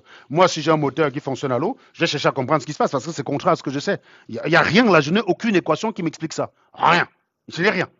Donc, avant de chercher à savoir, il faut d'abord qu'on m'assure que le moteur existe. Je ne vais pas entrer en laboratoire en France pour chercher à comprendre comment l'eau peut produire de l'énergie chimique. Précisons, hein, on peut produire de l'énergie à partir de l'eau, mais c'est l'énergie cinétique ou l'énergie potentielle. Voilà, c'est l'énergie due à la pression de l'eau. Donc, on peut produire de l'énergie avec de l'eau. Vous pouvez avoir des systèmes d'entraînement hydraulique qui fonctionnent avec de l'eau sous pression. Mais au préalable, il faut mettre cette eau-là sous pression. Donc, il te faut un suppresseur en amont ou alors il te faut une différence de hauteur très importante. Voilà, dans les deux cas. Mais ce n'est pas l'énergie chimique de l'eau puisque l'eau ressort haut. Mais il ressort simplement avec des caractéristiques différentes de ce qu'il y avait en entrée. En entrée, tu avais de l'eau qui était à 100 mètres. Bah, il ressort à 0 mètre. Donc, tu ne peux plus en faire grand-chose avec. Ou alors, tu as avec de l'eau qui est à 300 bars, bah, il ressort à 10 bars. Voilà, c'est tout. Vous voyez? C'est comme ça que ça marche. Mais ça reste de l'eau. Ce n'est pas l'énergie chimique de l'eau. Alors que l'essence, ce n'est pas ça. L'essence, c'est l'énergie chimique à l'intérieur. Et donc, forcément, ça transforme. La combustion de l'essence transforme l'essence. Donc, vous comprenez en fait que, avant que moi, je ne rentre au labo, pour essayer de comprendre comment est-il possible qu'une voiture fonctionne à l'eau, il faut d'abord qu'on me prouve que la voiture fonctionne à l'eau. C'est comme ça que ça marche. C'est dans ce sens-là qu'il faut faire. Mais nous, non. Le noir voit très bien que la cause, il n'en a rien à foutre, puisqu'il ne sait même pas. Il s'en fout, il croit que non, non, non, les mecs en France, ils dépensent des milliards en recherche et développement, ils payent des ingénieurs 5 000, 10 000, 15 000 euros même parfois pour certains, mais eux, ils sont passés à côté de cette solution-là. Bah, je sais pas, quand même. Bah non, parce que le gars, il a dormi, il a eu la révélation. Bah, les budgets en développement ne peuvent pas équivaloir à une révélation. Il a dormi, il a Dieu qui est apparu en songe, qui lui a dit, prends ça, tu branches comme ça, et bam, tu vas produire de l'électricité avec de l'eau. Et ça, c'est crédible en 2024 en Afrique. Vous comprenez qu'on est mal barré. On n'a pas besoin de la France pour se détruire. On n'a pas besoin de l'Occident. Ce genre de croyance, c'est ça qui nous empêche d'évoluer. Parce qu'il y a même personne là. Hein, il y a quelqu'un qui dit, faites des choses et l'État vient confisquer nos puits, on ne va pas te le dire. Donc, on peut résumer les commentaires en deux types. Il y a ceux qui lui prédisent la mort, il y a ceux qui prédisent que l'État va le déposséder de son bien. Donc, dans les deux cas, on est en train d'expliquer à l'Africain que ça ne sert à rien d'inventer quoi que ce soit. À supposer, je vous dis encore bien, je vous dis bien, hein, à supposer que l'invention est avérée, on est en train d'expliquer à l'Africain que ça ne sert à rien d'inventer parce qu'une fois que tu as fini d'inventer, l'État va venir te déposséder, donc ça ne sert à rien. Il y a tout le monde, là, sur 400 pages. Alors, il y en a qui like, hein, mais le commentaire, il est négatif. Donc, vous avez des gens qui ont bien mis le cœur en like. Donc, ils ont dit, j'apprécie l'initiative, mais le commentaire, il est négatif. L'État va te déposséder, tu es mort, tu es fini. Les Blancs vont te tuer. Les Blancs vont récupérer ta chose et te payer 20 euros dessus. Voilà la mentalité qui tue l'Africain. C'est pour ça que je voulais dire ces commentaires avec vous. Ceux qui veulent aller lire les commentaires pour rigoler comme moi, ils peuvent se rendre sur la page. Ils peuvent se rendre sur la page J'aime mon pays, le Cameroun, je crois. C'est J'aime mon pays, le Cameroun. C'est un post qui a 20 heures. C'est sur Facebook. Donc vous allez lire les commentaires, vous allez mourir de rire. C'est avec ces commentaires-là que nous, on n'a aucun espoir sur l'Afrique. C'est pas quand on vient ici vous parler, vous croyez qu'on est pessimiste. Non, vous allez me dire, oui, mais enfin, ce n'est pas. Comment dire? Vous allez me dire, ce n'est pas représentatif des Camerounais. Si. Parce que la même page en Europe, vous auriez tous les commentaires dessus. Moi, vous savez, les pages des gens qui prétendent avoir de l'énergie libre, vous en trouvez sur Internet. D'ailleurs, je vais aller sur une page YouTube et je vais vous prouver. Moteur à eau. Parce que les Camerounais ne sont pas les premiers à inventer ça, hein, à prétendre que ça existe. Tout savoir sur le moteur à eau. Voilà. Par exemple, je vais prendre celui de ce gars, moteur à eau. Ce qui m'intéresse, c'est de regarder les commentaires. On est sur une page française, donc virtuel bien. Moteur, tout savoir sur moteur à eau. Voilà. Premier commentaire, que des approximations. Allez demander à un ingénieur motoriste si injecter de l'eau dans une chambre de combustion est une bonne idée. Premier commentaire. Premier commentaire, c'est un gars qui dit, mais attendez, vous êtes en train de dire que vous boostez votre moteur avec de l'eau. Allez donc demander à un motoriste, dont c'est le métier, si injecter de l'eau dans une chambre de combustion est une bonne idée. Oui, c'est le premier commentaire que j'ai sur la page. J'ai même pas eu besoin de chercher, quoi. J'ai même pas eu besoin de chercher. Trop simpliste. Tu n'as pas intégré de l'eau corrodée. Il faut que tu contactes des ingénieurs pour en savoir plus. Vous voyez? Les gens qui ne connaissent pas disent, mec, je ne connais rien, mais ton histoire est bizarre. Contacte des ingénieurs qui valident ça. Voilà comment on réagit dans un pays normal. Et j'ai que ce genre de commentaires. Hein. J'ai que ces commentaires-là. Non, mais c'est quoi ces affirmations à 2 francs 6 sous? Les soi-disant améliorations sont sur papier pour faire vendre et attirer les investisseurs, un peu comme le moteur rotatif. C'est pas parce que tu as du bon que sur le papier que ça va être ça dans les conditions réelles d'utilisation. Voilà. Voilà la différence entre les deux peuples. J'ai même pas eu besoin. Il y a combien de commentaires ici? Il y a 533 commentaires. J'ai même pas besoin de les lire. Je suis à 6 commentaires. Je suis à 6 commentaires déjà que des gens qui l'insultent.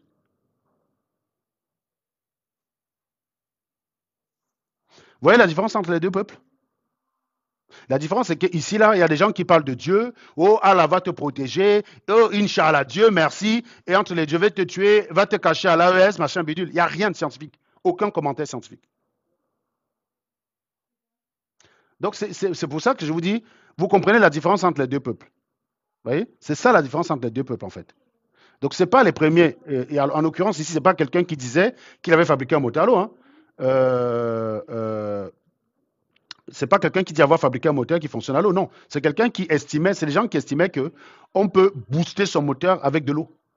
Donc, et réduire la consommation de l'essence. Et donc, les gens leur démontraient que c'était de la merde. Voilà. Donc, je roule à l'eau. Vous avez des gens qui ont des trucs comme ça, là, qui vous disent, hein, vous avez des trucs partout sur Internet, quelqu'un qui vous dit je roule à l'eau. Voilà. Il a fait une vidéo, ça fait le buzz. Mais ce qui est intéressant, c'est que regardez les commentaires. Regardez les commentaires. Voilà. Donc voilà, déjà avec un guignol comme le premier contrôleur technique, vous voyez, tu vois, donc les gens sont déjà en train de se foutre de sa gueule, quoi. Ça veut dire que même les gens qui sont pas là à l'école, ils ont quand même des notions que vous n'avez pas. Parce que ici, tout le monde a quand même un appareil mécanique à la maison, vous non. Donc les gens sont aware de ce qu'on appelle consommation, de ce qu'on appelle couple.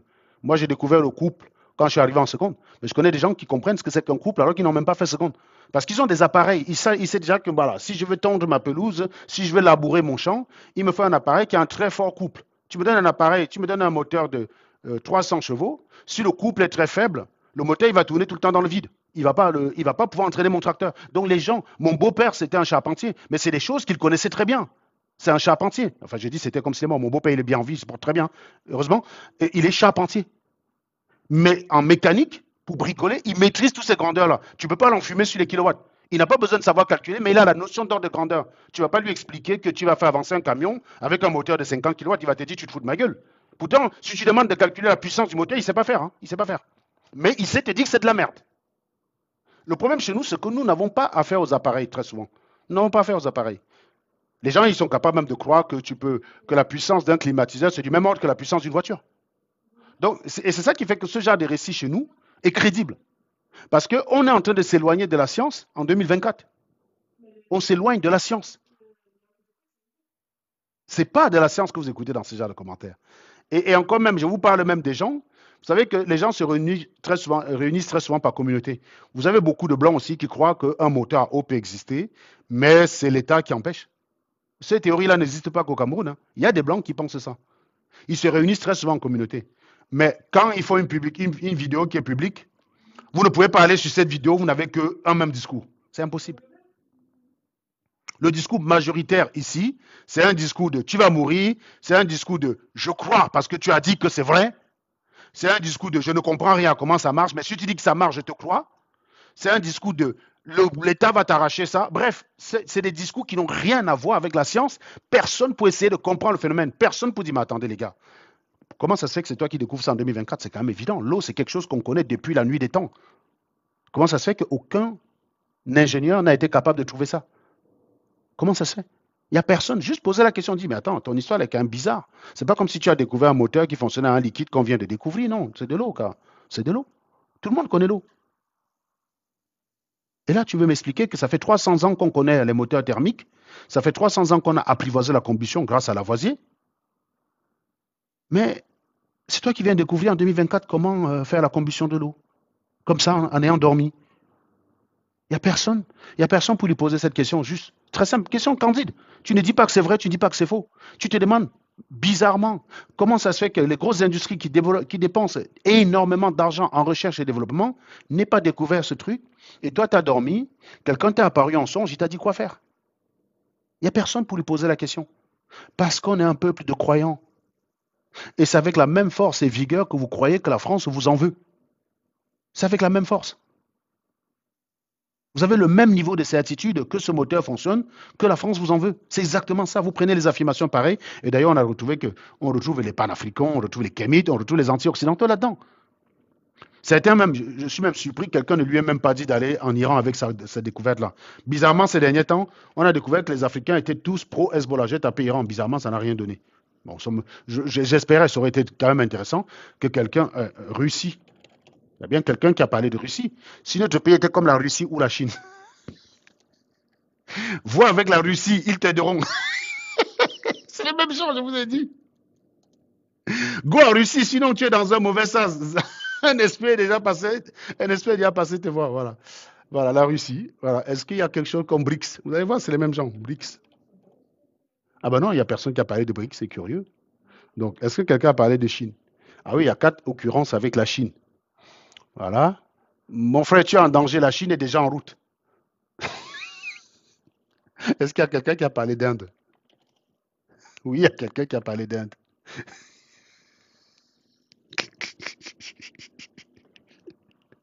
C'est les mêmes gens, en fait.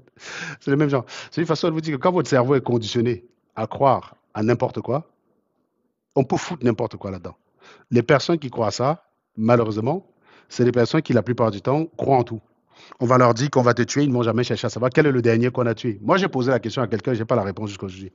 Je suis allé quelque part où les gens disaient ça, j'ai dit oui, ok, ok. Moi, j'ai juste envie de savoir, c'est qui le dernier qu'on a tué dans ces conditions-là? J'ai pas de réponse. J'ai pas de réponse, donc voilà. Bon, je crois que j'ai fait le tour. S'il y a quelques personnes qui veulent monter, je veux bien donner la parole aux gens en 5 minutes et puis après, j'arrête là.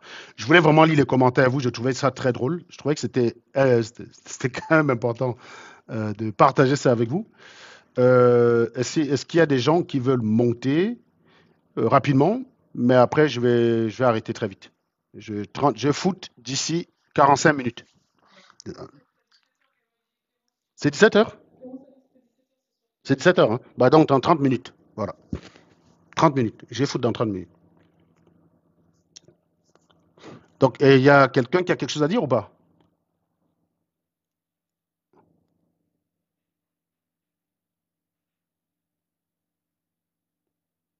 Bah oui, c'est ça, Todd. Oui, les mecs ne comprennent pas que pendant qu'ils sont en train de faire leur maman là sur Internet, vous avez des brevets, oui, oui, les universités, l'école polytechnique de Nantes que j'ai fait là, le nombre de brevets que cette école a déposé, c'est un truc de malade, quoi. Donc les gens déposent des brevets. En fait, quand tu as une découverte comme ça qui marche, il faut déposer le brevet, mais ne va pas contacter les gens qui siègent pour les brevets. Tu leur parles d'un truc qui est contre la loi de la physique, ils vont pas te prendre au sérieux. Tu viens leur dire, je peux faire fonctionner une voiture à l'onde, ou je peux démarrer, je peux faire avancer un TGV avec une pile à 1,5 volts, ils ne te prennent pas au sérieux. C'est contre la loi de la physique. Donc il n'y a pas besoin de chercher à savoir si tu dis vrai ou tu dis faux. On sait déjà que ce n'est pas possible. Voilà. Bonjour ceux qui nous ont rejoints là, rapidement. Bon, bonjour, Monsieur Serge Anongo. Négro à lunettes, c'est de moi que tu C'est- parles? Ton nom c'est Négro à lunettes, donc En tu parles fait, de moi là alors. justement, j'ai fait une vidéo sur toi. Ah bon? Je t'invite à aller la voir, un de ces quatre. Il y a une Elle des, est sur quoi? La vidéo que tu as fait sur moi, elle est sur TikTok ou sur YouTube? ouais, sur TikTok là, sur cette chaîne-là. En fait, c'est une Ah, chaîne où je parle. Au départ, je parlais des noirs à lunettes, en fait. Mais ah, lunettes dans le sens intelligent, alors quand dans le tu parles sens. des noirs à lunettes là, tu comptes Lilian Thuram? Non, je l'ai pas mis dedans, mais j'y ai songé. J'y ai songé. Non. Il y a- Depuis qu'il porte les lunettes, il intervient sur des sujets qui le dépassent. Bah justement, j'ai fait des recherches et tout. J'ai failli faire une vidéo sur lui. En fait, en fin de compte, c'est négro dans Non, le c'est une sens où. raclure. Non, Lilian Thuram, c'est une raclure, c'est une chiure, c'est une pourriture, c'est une crevure, c'est une giclure, c'est une vomissure. Voilà. Ah, j'ai pas bien étudié ça, Non, ce non, non, mais personnage. après, c'est un avis motivé par les actes de Lilian Thuram. Voilà. Mais il y a une copine. Les personnes qui ont bénéficié de la mansuétude d'un système et qui après vont jouer les victimes pour plaire de l'autre côté, au lieu d'avoir un discours de dire aux gens, travaillez, vous allez vous en sortir, regardez, moi j'ai travaillé, je suis le Ouais. joueur français le plus capé alors que je suis noir, c'est bien la preuve que la France sait reconnaître le travail. Eh ben non, non, non, il va aller donner du crédit aux victimes à 2 balles, quoi. Comme si lui, il avait eu ce privilège parce qu'il était extraordinaire, parce qu'on ne voyait pas qu'il était noir. Non, mais Lilian Thuram, il est plus foncé que moi, hein. À côté de Lilian Thuram, je suis blanc, hein. À côté de Lilian Thuram, moi je Ouais. suis blanc. Pourtant, il a 160 sélections. C'est le joueur le plus capé, je crois, dans la sélection. Si ce n'est que Giroud, là, peut-être, suis passé, je ne sais pas. Mais c'est le joueur le plus capé. Donc, il est noir. Il a été appelé même jusqu'en 2006, quand il avait quelque chose comme 34 ans pour jouer la Coupe du Monde. Ouais. Donc, pour dire qu'il était bon. Et ils ont fait une très belle Coupe du Monde, justement. Il fait une Oui, magnifique demi-finale, Lilian Thuram. À chaque fois, c'est l'homme des demi-finales, hein. En 98, face à la Croatie, c'est lui qui met les deux buts, oui. qui font passer la France en finale.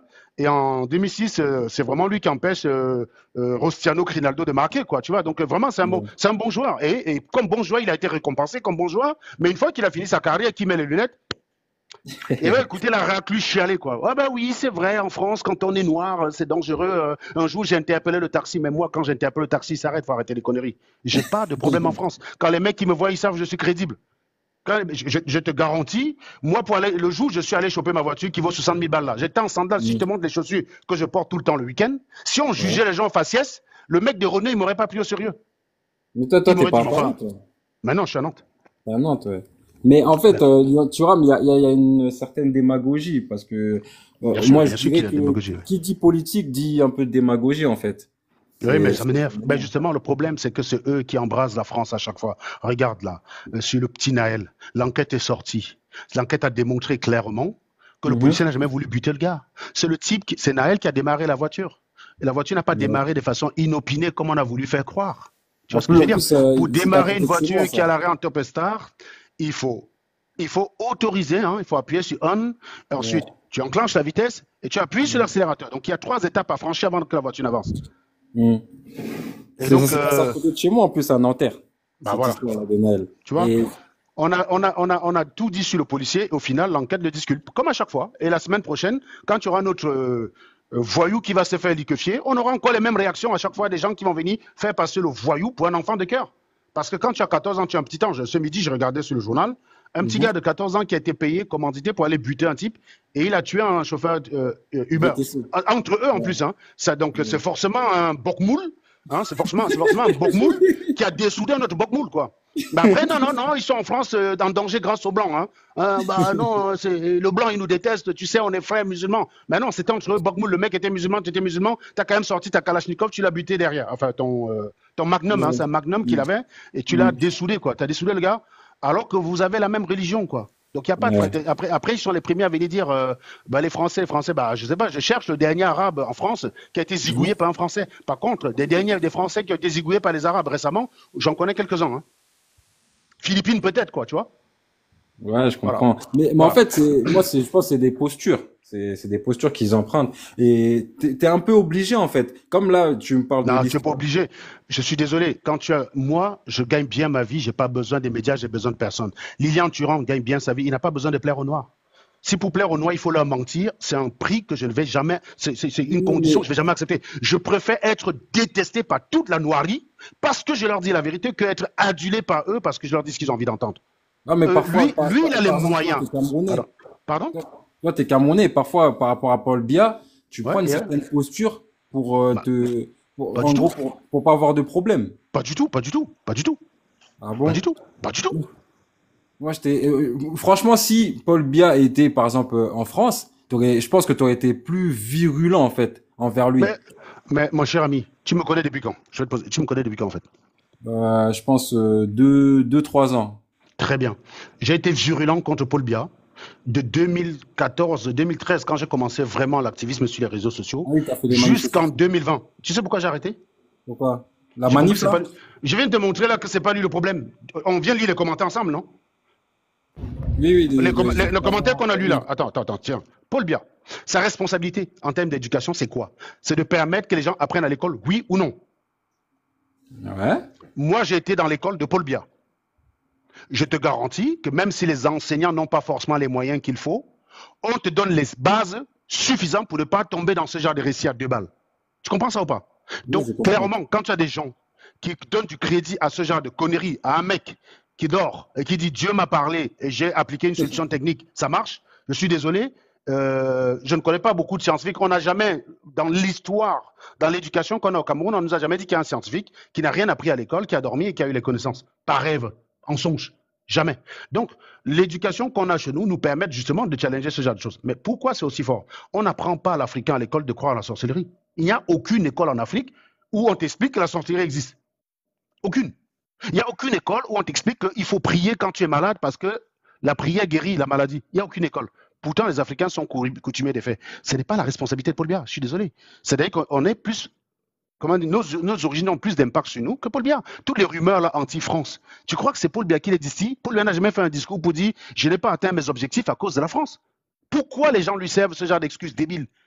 Même lui, il ne veut même pas s'en servir. Pourtant, il pourrait. Il pourrait. Il y a quelques présidents panafricains stupides qui ont essayé de surfer dessus pour tromper le peuple. Comme Idriss Déby, par exemple. Mais Paul Biya n'a jamais fait ça. Sassou Nguesso n'est jamais venu dire écoutez, moi, je n'atteins pas mes objectifs parce que la France nous pille. Ça n'existe pas. Ils n'ont jamais dit ça. Alors, d'où vient-il que ce genre de choses est affirmé comme si c'était vrai, au même titre qu'une voiture peut fonctionner au pétrole? C'est le même type de croyance. C'est à remarquer que les mêmes genres de croyances se rejoignaient. Hein. Ceux qui demandent aux gars d'aller dans l'AES se protéger, comme si là-bas on a une industrie qui finance la recherche, quoi. Tu vois bien. Hein. Les mecs qui sont en train de demander des aides un peu partout à l'international, mais très bien, ils ont les moyens pour financer un petit gars qui prétend avoir découvert des trucs. Tu vois, voilà les croyances. Et ça, à quel moment tu dis que c'est la responsabilité de Paul Biya? Je te pose la question sincèrement, Négro Lunette. Non, en fait, je dis pas que je parle Bonjour, pas du bonjour. fond. Bonjour. Je dis Bonjour, pas que bonjour. En c'est. fait, moi j'avais une réponse en fait. Parce que ce que moi, j'ai remarqué dans les cités, c'est qu'en France, c'est que les Noirs de l'Afrique de l'Ouest, en l'occurrence les Maliens, les Sénégalais, sont influencés par les Arabes du fait de la religion en fait. Donc la Mhm. position de Lilian Thiam, qui est d'origine sénégalaise, ne m'étonne pas. T'en connais combien d'Africains de l'Ouest qui ne soutiennent pas la Palestine? Ça n'existe presque pas en fait. Parce que Pourtant, ceux-là, en fait, ils sont obligés. pourtant, tu n'as jamais vu un Palestinien prononcer le mot Afrique dans la Voilà, bouche. Hein. voilà. Jamais. En fait, selon les faits, les Africains de l'Ouest, en fait, sont, comment on appelle là, les esclaves des arabo-musulmans de la France. Donc Thuram, ce n'est pas parce que, en fait, si les Africains du centre, en fait, ne tiennent pas les mêmes positions que Thuram, c'est à cause de l'influence des arabo-musulmans. Et si tu vois un noir, en fait, qui commet un attentat ici, il vient forcément de l'Afrique de l'Ouest. Parce que ceux-là, en fait, ils sont sous influence de ceux-là, en fait. Voilà. C'est la réponse qu'elle a. Oui, mais encore une fois, non, non, donc si je suis plus virulent envers Paul Biya, c'est parce que j'ai compris que ça sert à rien, Négro Lunette. Ce n'est pas parce que j'ai peur de quoi que ce soit. Moi, je suis en France. De toute façon, je peux très bien vivre sans mettre les pieds au Cameroun, hein, t'inquiète pas. Donc, ce n'est pas ce qui peut m'empêcher de faire quoi que ce soit. Au Cameroun, j'ai toujours dit ce que je pensais. Et c'est justement parce que peu de gens osent dire ce qu'ils pensent que les seuls qui disent ce qu'ils pensent se retrouvent en danger. Tu comprends ce que je veux dire ou pas? Donc, moi, j'ai déjà passé des jours en cellule au Cameroun. Hein. J'ai passé des En jours en fait, cellule. tu t'es trop attardé sur le cas Paul Biya, pardon, et t'as pas vraiment su la substance de ce que je voulais dire. J'ai cité son exemple pour dire que quand tu prends la parole, parfois, en fait, t'es obligé d'adopter une Pas du certaine tout. J'ai posture. compris ce que tu voulais dire. Je te dis non. Clairement, D'accord. non. Je n'adopte pas de posture pour plaire à qui que ce soit. Je défends ce que je crois, ce en quoi je crois, au moment où je défends. Je peux me tromper. Hein. Je peux défendre une chose et ça s'avère fausse. Mais tu peux me croire, au moment où je la défends, je suis convaincu que j'ai raison. Je défends pas un truc auquel j'y crois pas parce que j'adopte une posture. Je Pourquoi comprends. j'adopterais une posture? Je ne cherche pas à plaire aux gens. Je m'en fous de plaire aux gens. Qu'est-ce que je veux m'emmerde que je vais aller adopter une posture pour plaire à qui? Qu'est-ce que ça va Justement, en m'apporter? fait, Tu crois que ça, Serge tu crois que, cherche pas à plaire, tu crois que ça va Serge m'allonger? cherche pas à plaire, Serge Pardon? cherche pas à plaire à quelqu'un, mais Lulan Tiram cherche à plaire à la communauté maghrébine. Il y a Eh ben beaucoup voilà, d'Africains c'est ça de que l'Ouest, en fait, cherchent à plaire à c'est ça. ceux-là. Donc, même si Voilà. Naël c'est un délinquant, il va le soutenir, en fait, parce que c'est la cause de ses Parce maîtres qu'il faut à être lui. contre le C'est policier. ça. Dès que tu es noir, normalement, tu dois être contre le policier. Tu peux pas être noir, tu dis que tu soutiens la police, c'est pas possible. C'est un sacrilège. Tu es noir en France, tu soutiens la police. Celle qui arrête tes frères et qui les rapatrie en Afrique, non, mais tu es un vendu. Ben oui, oui, je suis un vendu. Tout à fait. Et du coup, il n'y a plus rien à dire. Voilà. Enfin, moi, je conseille que quand tu as les moyens de Turam, tu n'as pas besoin de plaire. Quand Philippe Simo veut plaire à la communauté, il a un intérêt. C'est son fonds de commerce. Si Philippe Simo adopte mon discours, il perd 95% de sa clientèle. Je peux comprendre que lui mente. Parfois, il reprend Mais un tu peu. rames. Mais tu rames. Pardon, tu dis? Parfois, Philippe Simon, il reprend un peu de tes discours, hein. Oui, oui, mais Mais Philippe bon. Simon, en fait, il va le faire quand c'est intéressant pour lui. D'ailleurs, Greffier l'expliquait suffisamment bien. Greffier disait que Philippe Simon va reprendre nos wordings quand c'est pour vendre une solution derrière. Il va taper pour dire, vous êtes défaillant ici, ça tombe bien, j'ai une solution pour vous. Ça reste toujours dans le jeu. Il ne tape pas ça pour que les gars changent consciemment, non. Il tape pour que les gars achètent ce qu'il a à vendre. Ouais, il est un peu Parce comme, que je sais pas si tu connais les Parce qu'il ne différents peut pas sites de venir leur dire, vous êtes très vidéos. intelligent, vous n'avez pas besoin de moi, il ne peut pas leur dire ça. Il sait qu'ils sont bêtes. Comme moi, je sais qu'ils sont bêtes. Sauf que je leur dis, vous êtes des abrutis, vous êtes des crétins, vous êtes des giclus, vous êtes des pourritures, vous êtes des crevus, vous êtes des chieux, vous êtes des grosses merdes. Intellectuellement, vous valez que dalle. Je leur dis parce que j'ai rien à leur vendre. Tu comprends ce que je veux dire? Philippe Simon, il le sait. Mais pour qu'ils soient conscients qu'ils ont quelque chose à acheter à Philippe Simon, il faut que Philippe Simon, d'une certaine manière, arrive à leur dire qu'ils sont bêtes. Il ne peut pas leur dire, vous êtes complets, on n'a pas besoin de moi. Il ne peut pas leur dire ça. Mais il ne peut pas leur dire non plus, vous êtes des chieux. Voilà. Il adopte plusieurs styles de management. Je ne sais pas si tu connais les différents styles de management. Tu as le management, par exemple, paternaliste, autoritaire, etc. Et lui, il joue sur ça, en fait. À chaque fois, il change. Selon le contexte, selon le sujet, etc. Il va être un peu paternaliste, leur dire, vous êtes les meilleurs, nanana, l'Afrique regorge de talent, etc. et tout. Et là, parfois, il est un peu plus autoritaire. Et dernière chose, pardon, moi j'habite à Nanterre, justement. Je sais pas si tu as vu, dernièrement, il a fait un événement, Philippe Simon, là. Et il y a un Noir qui est intervenu, qui vient de Nanterre, qui a créé une entreprise au Sénégal qui s'appelle Salam Transport. Et lui, il a le vent en poupe en ce moment-là. Et lui, en fait, sa position, c'est de dire que les Noirs, ils peuvent réussir dans le business sans prendre de crédit. Je sais pas si tu as vu ça, je voulais savoir ce que tu en penses. Non, ça fait un moment que j'ai décroché de Philippe. J'avoue que j'ai de moins en moins du temps pour regarder des vidéos dont le contenu ne me passionne plus. C'est vrai qu'à une époque, on était sur cette chaîne, on appréciait particulièrement écouter Philippe Simon et rigoler parce que il a des joutes qui sont très drôles. Tu vois, le mec qui va t'enseigner un truc que lui-même il découvre. Donc c'était souvent assez drôle de voir ça chez lui, de voir qu'il se proclame expert en un truc, il est prêt à former les gens, mais lui-même il découvre le truc en même temps, quoi.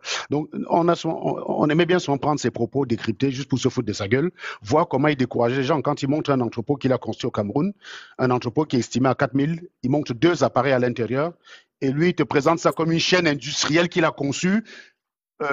Disant qu'il a intégré à la construction de cette chaîne industrielle sa formation, parce qu'il est ingénieur industriel, hein, c'est les sciences molles en fait. Philippe Simon, c'est pour ça d'ailleurs que vous voyez bien qu'il n'a pas des raisonnements scientifiques qui tiennent la route, parce qu'il a fait les sciences molles. Le processus d'industrialisation, c'est pas des gros calculs, c'est simplement savoir comment assembler les machines de procédés. Tu n'es pas là pour chercher à savoir comment on construit une machine, c'est de la science molle, quoi. Quand tu vois un ingénieur en industrie, c'est pas lui, tu vas donner une triple intégrale, il va faire. Non, il peut pas faire ça. Tu parles de D'Alembertien, il devient fou, le mec. Il va rien comprendre. Donc, c'est pas de la science dure. Et tu le vois d'ailleurs dans son approche. Et d'ailleurs, je pense que ça l'a beaucoup aidé. Parce qu'il aurait fait les sciences dures. C'est très difficile de se fourvoyer quand tu fais les sciences dures. Moi, c'est impossible pour moi de venir défendre un truc dont je sais foncièrement faux. C'est contraire à la doctrine de ce qui a fait le cœur de ma vie, quoi. Tu vois ce que je veux dire? Moi, en tant que scientifique, je suis né, on m'a appris à dire ce qui est. Et tu sais, le jour où j'ai découvert la science, c'est-à-dire quand j'ai vraiment commencé à faire arrivé en seconde, et que j'ai commencé à essayer de comprendre comment fonctionne la science, quand j'ai compris que le scientifique, c'est pas celui qui dit des choses pour plaire, c'est celui qui dit les choses telles qu'elles sont. Et moi, je me suis identifié à ça. Et c'est d'ailleurs pour ça que j'ai eu beaucoup de problèmes. Si tu regardes tous les problèmes que j'ai dans ma vie avec les gens, ce n'est pas que j'ai fait des coups tordus aux gens, j'ai jamais fait des coups tordus aux gens dans ma vie. Non, les problèmes que j'ai dans ma vie avec les gens, c'est parce que je leur dis, c'est qu'ils ne sont pas souvent prêts à entendre. Ils ne sont pas souvent prêts à entendre. Le noir, par exemple, n'est pas souvent prêt à entendre que le noir est sale. Il n'a pas l'habitude.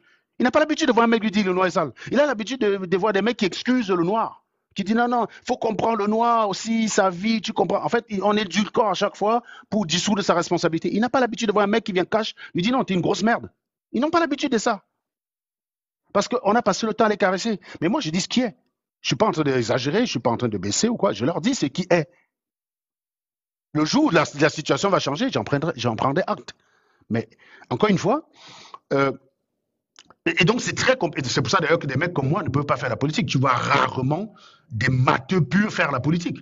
Ce n'est pas possible. Tu vois un matheux puis un physicien puis faire la politique. C'est très compliqué pour lui. Parce qu'il doit apprendre à dire des choses pour plaire. Par exemple, tu as un pays, tu veux être président. Non, Serge, merci. Non, Serge, merci en fait. Voilà pourquoi moi, demande à Kiko, moi je ne peux pas être militant politique. C'est difficile pour moi, quoi. C'est très difficile. Je ne peux pas. Ben oui, c'est ça. Parce que si tu veux être... Supposons, tu vois, moi, je vais être président du Cameroun. Moi, j'ai regardé les commentaires, j'ai vu que l'éducation, il a chié quand même. Hein, il est vraiment à chier. Je vais venir dire aux Camerounais, les mecs, j'entends beaucoup d'entre vous dire que la Chine était comme nous avant. Elle a évolué. Aucun problème, les gars. Vous voulez être comme la Chine? Vous allez devoir travailler 4, 5, 6 fois plus pour la moitié du salaire que vous avez actuellement. C'est-à-dire qu'il y aura une génération de sacrifiés pour que dans 20 ans, peut-être dans 40 ans, vos enfants disent qu'il y a eu une génération qui a travaillé pour nous. Voilà ce que je vais leur dire. Et puis à côté, tu vas avoir un gars comme, je ne sais pas moi, Amer Kamer. J'aime bien prendre l'exemple d'Amer Kamer qui vient leur dire, les gars, votez pour moi, je vais faire en sorte que nos ressources restent ici. On va vendre on va signer des partenariats gagnant-gagnant avec les États comme la Russie, l'AES, l'Iran d'ailleurs, l'Iran, puisque l'Iran le vend en poupe en ce moment. Tous ces pays-là qui sont très peu fréquentables à l'international, bizarrement, c'est les amis des Africains. Donc, on va faire des partenariats avec l'Iran, on va faire des trucs gagnant-gagnant et vous allez voir que notre PIB va augmenter. À votre avis, qui est-ce qui va être élu? Mais bien évidemment. Voilà. Donc moi, comme je sais que pour être élu, il faut que j'ai ce discours de Amer Kamer, malheureusement, je ne peux pas adopter ce discours. C'est trop compliqué pour moi. Je ne peux pas. Je peux pas venir dire aux gens l'inverse de la réalité. Non, moi, si je dois dire aux Camerounais, quand les Camerounais me demandent comment on peut faire pour changer le Cameroun, je dis, mais tu veux que je te fasse la réponse courte ou la réponse longue? Réponse courte, il n'y a pas d'espoir. Réponse longue, il y a un espoir, mais voilà les efforts qu'il va falloir faire. Et très rapidement, le mec, tu vois très bien à sa tête qu'il comprend très bien que c'est inatteignable, ces efforts. Et donc, on en revient à la réponse courte, mais il n'y a pas d'espoir. Oui, donc c'est pour ça que oui, il y a des comportements que tu as. C'est pour ça que tu n'as pas beaucoup de gourous scientifiques. Les gourous, c'est des croyants la plupart du temps. Et Philippe Simon, il est croyant. Hein, il est diacre diacre ou doyen dans une église réveillée là et tout le Bataclan. C'est déjà le logiciel est là. Donc il avait la formation, savoir parler aux foules, savoir toucher l'émotion des foules, parce qu'il faut après que les gars versent l'argent. Quand tu es dans une église de ce type, il faut qu'à la fin le panier soit rempli. Hein. Le bon pasteur, c'est celui il parle, il prêche la parole de Dieu, mais il doit suffisamment toucher vos cœurs pour qu'à la fin le panier soit rempli. C'est tout son intérêt. C'est comme ça qu'il vit. Donc il ne va pas vous dire non, non, l'argent, non, on vit dans un monde capitaliste, même les religieux l'ont compris. Tu ne peux pas manger avec la prière, ce n'est pas possible. Donc on vit dans un monde capitaliste, même le religieux sait que prier pour manger ne suffit pas. Il faut de l'argent. Et donc ils vont développer des méthodes assez efficaces pour récupérer de l'argent. Et donc Philippe Simon qui était là, il connaît tous ces rouages-là. Ajouté au fait, comme je t'ai dit, il n'a pas fait de science de Dieu, donc il n'a pas beaucoup de problèmes. Il n'a pas à lutter avec les contradictions dans sa tête pour dire n'importe quoi. Il n'a pas. Quand il vient vous dire aujourd'hui que acheter une maison en France, ça ne sert à rien, alors que c'est pour ça que je suis resté en HLM.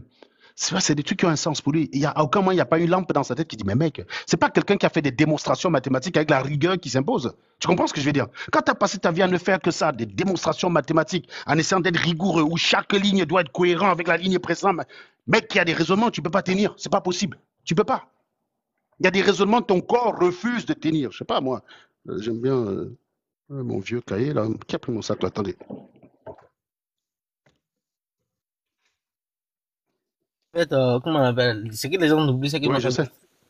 investir en Afrique, en fait, c'est facile. Tu vas avoir des biens. Mais si c'est pour rentabiliser, je ne sais pas, tu vas emprunter de l'argent, je ne sais pas combien de millions c'est pour aller construire un immeuble en Afrique ou quand tu vas encaisser, l'immeuble même là, tu vas encaisser l'immeuble par mois, tu peux même pas avoir, je sais pas, 1000 euros en fait. 1000 euros parce que je me demande, ok, tu construis un immeuble où tu fais des maisons, je sais pas, 50 000 francs CFA, je sais pas s'il y a, je sais pas, 10 maisons, 50 000 francs CFA fois 10, en fait, ça fait combien en euros? Alors que toi, peut-être que tu auras emprunté 50 000 euros. Je me pose la question qu'en fait, est-ce que les gens se posent vraiment la question de la rentabilité de ces biens? Moi, par exemple, si moi je construis au pays, mais dans mon village pour aller rester de temps en temps, mais c'est pas pour rentabiliser quoi. Parce que pour moi, même quelqu'un qui vit au chômage ici, avec le prix de la location dans mon pays, comment on appelle, celui qui est au RSA, il gagne plus quoi. Voilà, Tout à fait, oui, tout à fait. il gagne plus. Donc, Tout à fait. je me pose la question en fait. Mais en tout cas, bon, là, bon, c'est Félix Simon. Hein. Serge, Ouais, en fait, le but, c'est pas ça. Serge, je voulais dire un mot Salut. Salut, Oumiobe. Alors, je voulais dire un mot sur ce que tu disais tout à l'heure par rapport à la recherche que tu disais sur Internet. Là, c'est exactement parce qu'il y a une société, tu disais qu'il n'est pas le seul et c'est vrai. Moi, je voulais te dire une société allemande. Tu peux taper, c'est HPS Home Power Solution AG qui font dans ce genre de truc-là, genre. Ils utilisent nettement, c'est nettement tout ce que tu as dit, c'est-à-dire ils utilisent soit un électrolyseur, soit les méthodes d'électrolyse pour séparer les molécules d'eau et avec et isoler l'hydrogène. Et ils le mettent dans des gaz, dans des tubes là. Mais bon, généralement on fait ça pour chauffer parce que moi je me pose la question, si tu fais ça en Afrique, il y a aussi un protocole de manipulation de l'hydrogène parce que c'est un gaz extrêmement inflammable. Tu vois, et je voulais dire que ce que tu as dit est correct parce que il n'est pas le seul, c'est un truc qui existait déjà, c'est avec l'électrolyse, mais ça prend aussi beaucoup d'énergie nettement, comme tu as dit, parce que il va falloir l'électrolyse et tout ça, ça prend beaucoup. Il y a des gens en Allemagne qui le font, qui le combinent avec plutôt les panneaux solaires et qui gardent, qui chargent les bouteilles là. Donc, on le met comme des gaz qu'on avait chez nous à la maison en Afrique là à l'époque. Donc, Mhm. ils isolent ça, ils Le, le, isolent. le, le problème, en fait, justement, c'est ça. C'est que si tu dis ça à quelqu'un, oui, prends un profane. Oui, on peut fabriquer l'hydrogène assez facilement par électrolyse qui va faire rouler une voiture. Bon, ben voilà. Le profane dit, ah ouais, si c'est possible, ça veut donc dire que tout le monde peut avoir ça. Le problème, c'est que tu peux lui fourrer un moteur qui fonctionne comme ça en lui disant, oui, voilà, machin. Tu oublies simplement de lui expliquer que déjà, pour avoir 1 kilo d'hydrogène, il te faut 9 litres d'eau. Hein, c'est à peu près l'ordre de grandeur, machin. Et pour produire 1 kilogramme d'hydrogène, il te faut 60 kilowattheures d'électricité. 60 kilowattheures d'électricité. Le kilowattheure. Ça c'est Donc, clair, ça bouffe beaucoup de différents. le kilowattheure d'électricité, c'est combien? On va faire le calcul assez rapidement. Le kilowattheure d'électricité, actuellement, je crois qu'il a 16 centimes. Hein, je crois qu'on est à 160 euros le mégawattheure, donc 16 centimes le kilowattheure. Donc, tu fais 0,16 fois 60. Ben, c'est très simple, facile à vérifier. On a une calculatrice pas loin. Ça fait un moment, je suis plus aussi bon en calcul. Mais ouais, petit calcul 60 par 0,16. 0,16. Allez, c'est parti. Voilà, ça te fait 9,60 €. Voilà, 9,6 euros. Donc, 1 kg d'hydrogène, il te faut 9,6 € pour produire 1 kg d'hydrogène. Je rappelle qu'un litre d'essence, on est autour d'un 6. Hein. 1 kg d'essence, à peu près 2 euros. Voilà. Vous allez me dire, l'hydrogène, il a beaucoup plus d'énergie que l'essence. Vous avez raison. Si on utilise la combustion, 1 kg d'hydrogène va produire à peu près le quart de ce qu'il a en quantité. Donc, 1 kg d'hydrogène, je crois, c'est 23 kWh. Donc, 1 kg d'hydrogène, je crois, c'est... non, quelle est la quantité qu'il y a? Tu fais 100, non, 100 MWh. Tu as 100 100 mégajoules par kilogramme. Donc, tu fais 100 mégajoules, 120 mégajoules, pardon. C'est facile à convertir. Désolé, hein, je fais juste ce petit calcul parce que j'aime bien qu'on ait des chiffres. Puisque les gens n'ont pas les notions d'ordre de grandeur, je prends le temps là-dessus. C'est 120 mégajoules par kilogramme. Donc, je vais simplement diviser 120 mégajoules, 120 kilojoules divisé par 3600. Divisé par 3600. Voilà. On est dans 33. Donc, 1 kg d'hydrogène, c'est 33 wattheures, 33 kWh. Comme il a un rendement de 25% par combustion, ça veut dire que 1 kg d'hydrogène délivre l'équivalent 33 divisé par 4, ça fait combien? Divisé par 4, hop, ça fait 8,33. 8,33. Donc, 1 litre d'essence coûte 2 euros. C'est un rendement de 0,35. D'accord? Donc, un litre d'essence a un rendement de 0,35. C'est très facile aussi à calculer. Tu fais 40 mégajoules, donc 40 000, divisé par 3600, égal, ça fait 11. Donc, tu divises par 0,35. Donc, tu multiplies par 0,35, ça fait 11 kW. Tu divises par, on a 33 mégajoules, donc, divisé par 0,35, pardon. 0,35. Moi, j'avais monté un kit sur ma voiture. Voilà. Donc, 1 kg d'essence, c'est 3,88 kWh. Voilà, 1 kg d'essence, tu peux produire 3,88 kWh d'énergie motrice, alors qu'avec 1 kg d'hydrogène, tu peux produire 8,3. Donc maintenant, si tu prends le prix du kilo, tu prends le prix de l'hydrogène, tu te rends compte que l'hydrogène, ça te coûte plus cher finalement, en fait. Donc avec l'hydrogène, tu pourras parcourir plus de distance, mais Oui. comme le prix de l'hydrogène est 5 fois le prix de l'essence, en fait, il n'est pas intéressant.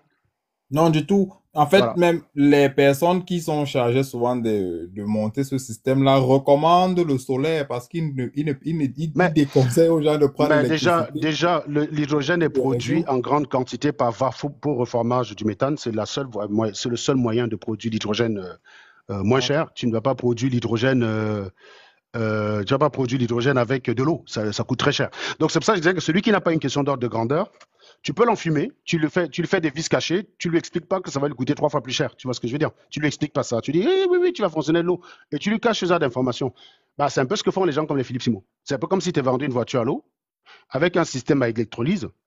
Il te dit, bon, bah voilà, tu peux produire l'hydrogène chez toi avec, il n'y a pas de problème. J'ai une machine, j'ai un électrolyseur que je vais te donner. Avec ça, tu vas produire ton hydrogène chez toi. En plus de ça, il faut savoir qu'il y a autre chose derrière parce que 1 litre d'hydrogène, ça prend beaucoup de volume. Hein. L'hydrogène n'est pas très dense. Donc, si tu veux réduire le volume, Nettement, qu'est-ce qu'il nettement. faut faire? Qu'est-ce qu'il faut faire? Il faut comprimer le bidule. Et comprimer, quand je te dis comprimer, c'est pas 10 bars, 15 bars. Hein. Non, non, non, non. 750 bars. Donc, en plus de ça, il te faut une tension chez toi capable d'alimenter un compresseur qui peut élever un gaz jusqu'à 750 bars.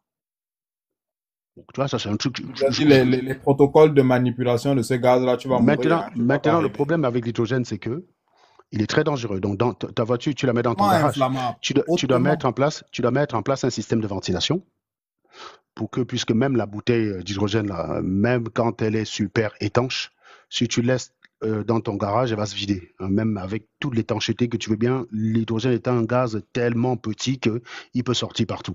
Donc, qu'est-ce qui se passe? Tu es obligé de mettre ta voiture. Quand tu mets ta voiture dans ton garage, tu es obligé d'avoir un système de ventilation mécanique dans ton garage pour éviter que l'atmosphère, que la concentration d'hydrogène dans ton garage n'atteigne ce qu'on appelle la LIE, la limite inférieure d'explosivité. Donc, tu dois ventiler en permanence. Et ce ventilateur, il consomme l'électricité. On ne te l'a pas dit, hein. On te l'a pas dit. Le compresseur, il consomme l'électricité. On ne te l'a pas dit. L'électrolyseur consomme l'électricité. On ne te l'a pas dit. On t'a juste miroité que non. Avec l'eau de ton robinet à la maison, tu peux faire avancer ta voiture. Sauf qu'il te faut un système avec bonbonne derrière. Un système qui va te foutre, qui va t'électrolyser d'hydrogène, te foutre ça dans un volume, le comprimer, le foutre dans une bonbonne que tu vas récupérer après. Et ces coûts font au final que tu te retrouves avec ta voiture, elle te coûte 5 à 6 fois plus cher qu'avec l'essence. Mais ça, au moment où tu constates ça, tu as déjà acheté la voiture, tu as juste tes larmes pour pleurer. Et c'est Justement. et c'est ça que font les gens comme les Philippe Simon, parce que bon, les gens n'ont pas les notions d'ordre de grandeur, ils ne se posent pas des questions. C'est vraiment un problème d'éducation chez nous. C'est pour ça que le chantier est énorme. Et c'est pour ça que c'est justement à cause de ce genre d'éléments, pour répondre à un négro en lunettes, que je ne tire plus sur les gouvernements. Ce n'est pas mon combat en fait. Vous pouvez changer le gouvernement que vous voulez. Tant que l'éducation est à ce niveau-là, vous ne ferez rien. Tant que l'éducation sera aussi catastrophique, vous n'en ferez rien, en fait. Vous ne ferez rien. Moi, je ne suis pas un militant politique à cause de tout ça, en fait. Parce que ceux même qui sont en face, je ne vois pas ce qu'ils proposent concrètement, en fait. Voilà. Et puis, Présent, tamam, présent. Je me présente. C'est comment mes frères et sœurs? Bonjour. T'as pas la foot, toi, à 17h? bon, et Serge, en tout cas, moi, je salue tout le monde. Je vais descendre là.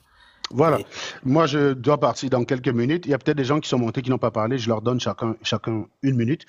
Bon, Kabinda, tu sais, tu es chez toi. Hein, tu peux lancer un live pour continuer la suite juste après. Hein, il n'y a Yes. pas de souci. Hein, Africa Centrale. Ok. Si vous voulez continuer la Yes. discussion sur le sujet en question, je rappelle que la thématique, c'est de rappeler que l'Afrique n'est pas derrière par tirage au sort. Hein, donc, elles sont derrière parce qu'ils refusent de réfléchir.